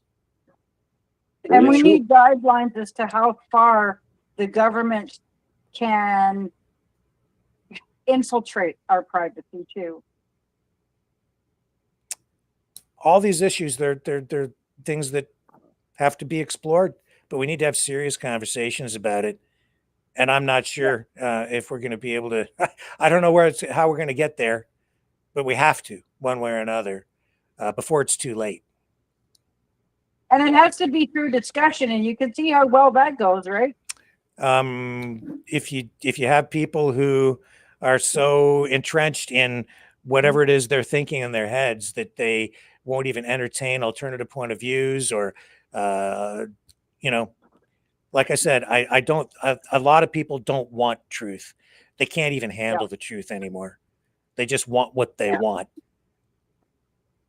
Well, I'm definitely 100% open to different points of view, because, like I said, it can get very, very overwhelming, and you can really be taken down a bad path. And hopefully you catch yourself and say, hey, just a minute, reread this or whatever to get back on track. But my goodness, it just, every time you turn around, it's something new that you found out, and it's like, is it true or is it not true? Or and you've got to try and figure it out. And what I've been trying to do here too, to some degree, is avoid allowing people to come on and share lies, but then people say, well, what's a lie? Well, sometimes a lie is just a bloody lie, right? Sometimes it's just a blatant, straight up lie. It's a lie is not opinion. Opinion is something else. And then there's free speech, and then there's malicious speech. I'm trying to navigate through this in a proper way here too. Most streamers are not. They'll just roll with it. If that's in the narrative, and even if it's a lie, they just let it go and just roll with it. But I'm not going to do that here, because you know why? I want to survive. I don't want to turn around 2 years from now and find that I've sold my soul and I don't have anything left because I've lied about something. I'm not going to knowingly do that. And with that, we are, the clock's ticking here. It's getting late. Let's go around the horn and get some final thoughts tonight. Who go first? I'll go first, Dragon. And actually, I just seize the day says most streamers. If I said most streamers, I don't know if that's a fair thing for me to have said. I'm speaking off the top of my head. Some streamers, okay? There are some streamers who are clearly biased, and I won't say most. Thank you for that, seize the day, for holding me in check on that. That's not an accurate thing for me to have said. So I'm sorry to have interrupted. Please proceed. You want me to go first, Rick? Sure, go ahead, Brian. Well, there was a lot of people talking in the chat room a couple of days ago about this other podcaster that. So I decided to look at a few of the clips of this guy. I won't name him, but one of the first things I saw, maybe about a few days ago, was the first hands-off rally in America on April 5th, where at the LA thing, Neil Young came out and performed. So this podcaster in Canada came out and trashed Neil Young for coming out and singing a couple of songs. And it had me thinking about some of the entertainers or musical references that I've heard with my own ears and seen with my own eyes on Rebel News. And I remember in mid to late summer 2016, when Gord Downey, went public with his inoperable brain cancer, and the Hip put out their last album and their final tour. And I remember watching a Rebel episode around that time with Ezra Levant, saying it was all fake, it was a marketing ploy, and just cheapening, degrading someone who was about to die, and he passed away about a year and a half later. But in the summer of 2016, I've been thinking about that in the last little week or two. That's pretty cold, man. That's pretty cold, and that defines what Rebel News is still all about to this day. just cold. No compassion, no empathy, no deferential dignity for anything. It's always just microphone shoved in your face, camera right in your eyeballs. Yeah. Who wants to go next? On to you, Dragon. Yeah. Sir Dragon, Montreal. Well, I got to advise real quick. We need to open our minds, I think, and our ears to listen to others once in a while, because I think that nowadays we need more than ever to be able to have a good discussion without being into insult and stick to that kind of behavior. So I think that we need to go back to the roots of a good human being and being probably awesome by just listening to each other's. And the second thing that I would say, well, you know what? I went to vote today. And not only that, I brought a non-voter with me, a good friend of mine. And basically, took him to the idea that his vote is important. So I will ask everyone that if you can find yourself a good friend that doesn't vote, well, take him by the hand and take him to the voting booths so you two can put your vote on. And I mean, look, two friends going to the voting booth is a beautiful experience, and it's fun. I mean, you just talk around, have some fun. Sometimes you just speak with the other guys on the line, and you have a beautiful day by doing the thing that is the most important for your country. So that's it. Okay. Isabel, you want to go next? Sure. Just be human. Extend a smile rather than a frown. People are going through a lot of shit today, and be diligent and research before you go off the cuff. Help others out rather than put them down. And Norfa, right on. Norfa, take us home. Yeah. Always be thoughtful of other people. Be considerate, kind.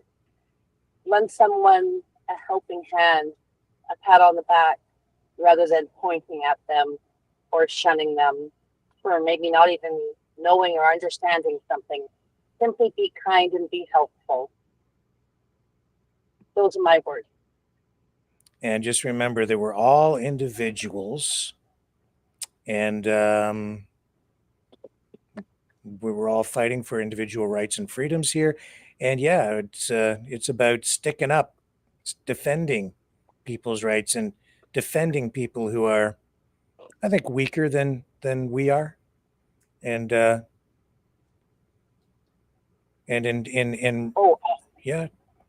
somebody want to say something? And sorry to interrupt. Most importantly, be honest and true in everything you do. And Mavericks, always use your superpowers for good, never for evil. It's all for one and one for all. And with that being said, here's and to also mark the I think really the beginning of nicer weather, since it was so much nicer out here today and the end of winter. I'll leave you with Maverick and the News Brothers tonight. Catch you tomorrow night, 7 p.m. On the flip side. No movie tonight because it's just way too late to get into that stuff. No Maverick Midnight Matinee. But I'll try to be back here tomorrow. I'm going to see my mom tomorrow and my dad. So I'll try to be back, though, for 7 p.m. Eastern tomorrow night. If not, I'll see you guys Sunday on the flip side. Flip side. See ya. Good night, everyone. Drifting down without a sound, a gentle touch upon the ground. No two the same, yet side by side, like you and me in this great tide, like a fingerprint from God, frozen tears from up above, each one special, each one rare, a fleeting wonder light as air. Here for a moment, then melting away, gone in the sunlight, lost in the day, taken for granted, so easy to miss, like life itself, so fragile is this. A million fall, yet each stands true, a perfect shape, a different hue, just like us, no two alike, a spark of life, a soul in flight, like a fingerprint from God, frozen tears from up above, each one special, each one rare, a fleeting wonder light is air. Here for a moment, then melted away, gone in the sunlight, lost in the day, taken for granted, so easy to miss, like life itself, so fragile is this. A million falling, yet each stands true, a perfect shape, a different hue, just like us, no two alike, like life itself, so fragile is this. Like you, like me, we shine, we fade, yet every soul is beautifully made. A moment to love, a moment to stay, before we drift, before we stray.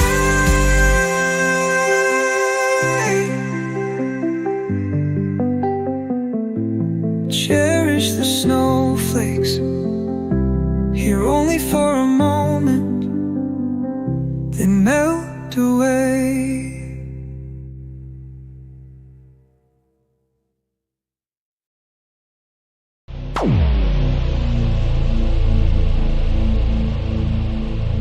This has been a Maverick Multimedia production.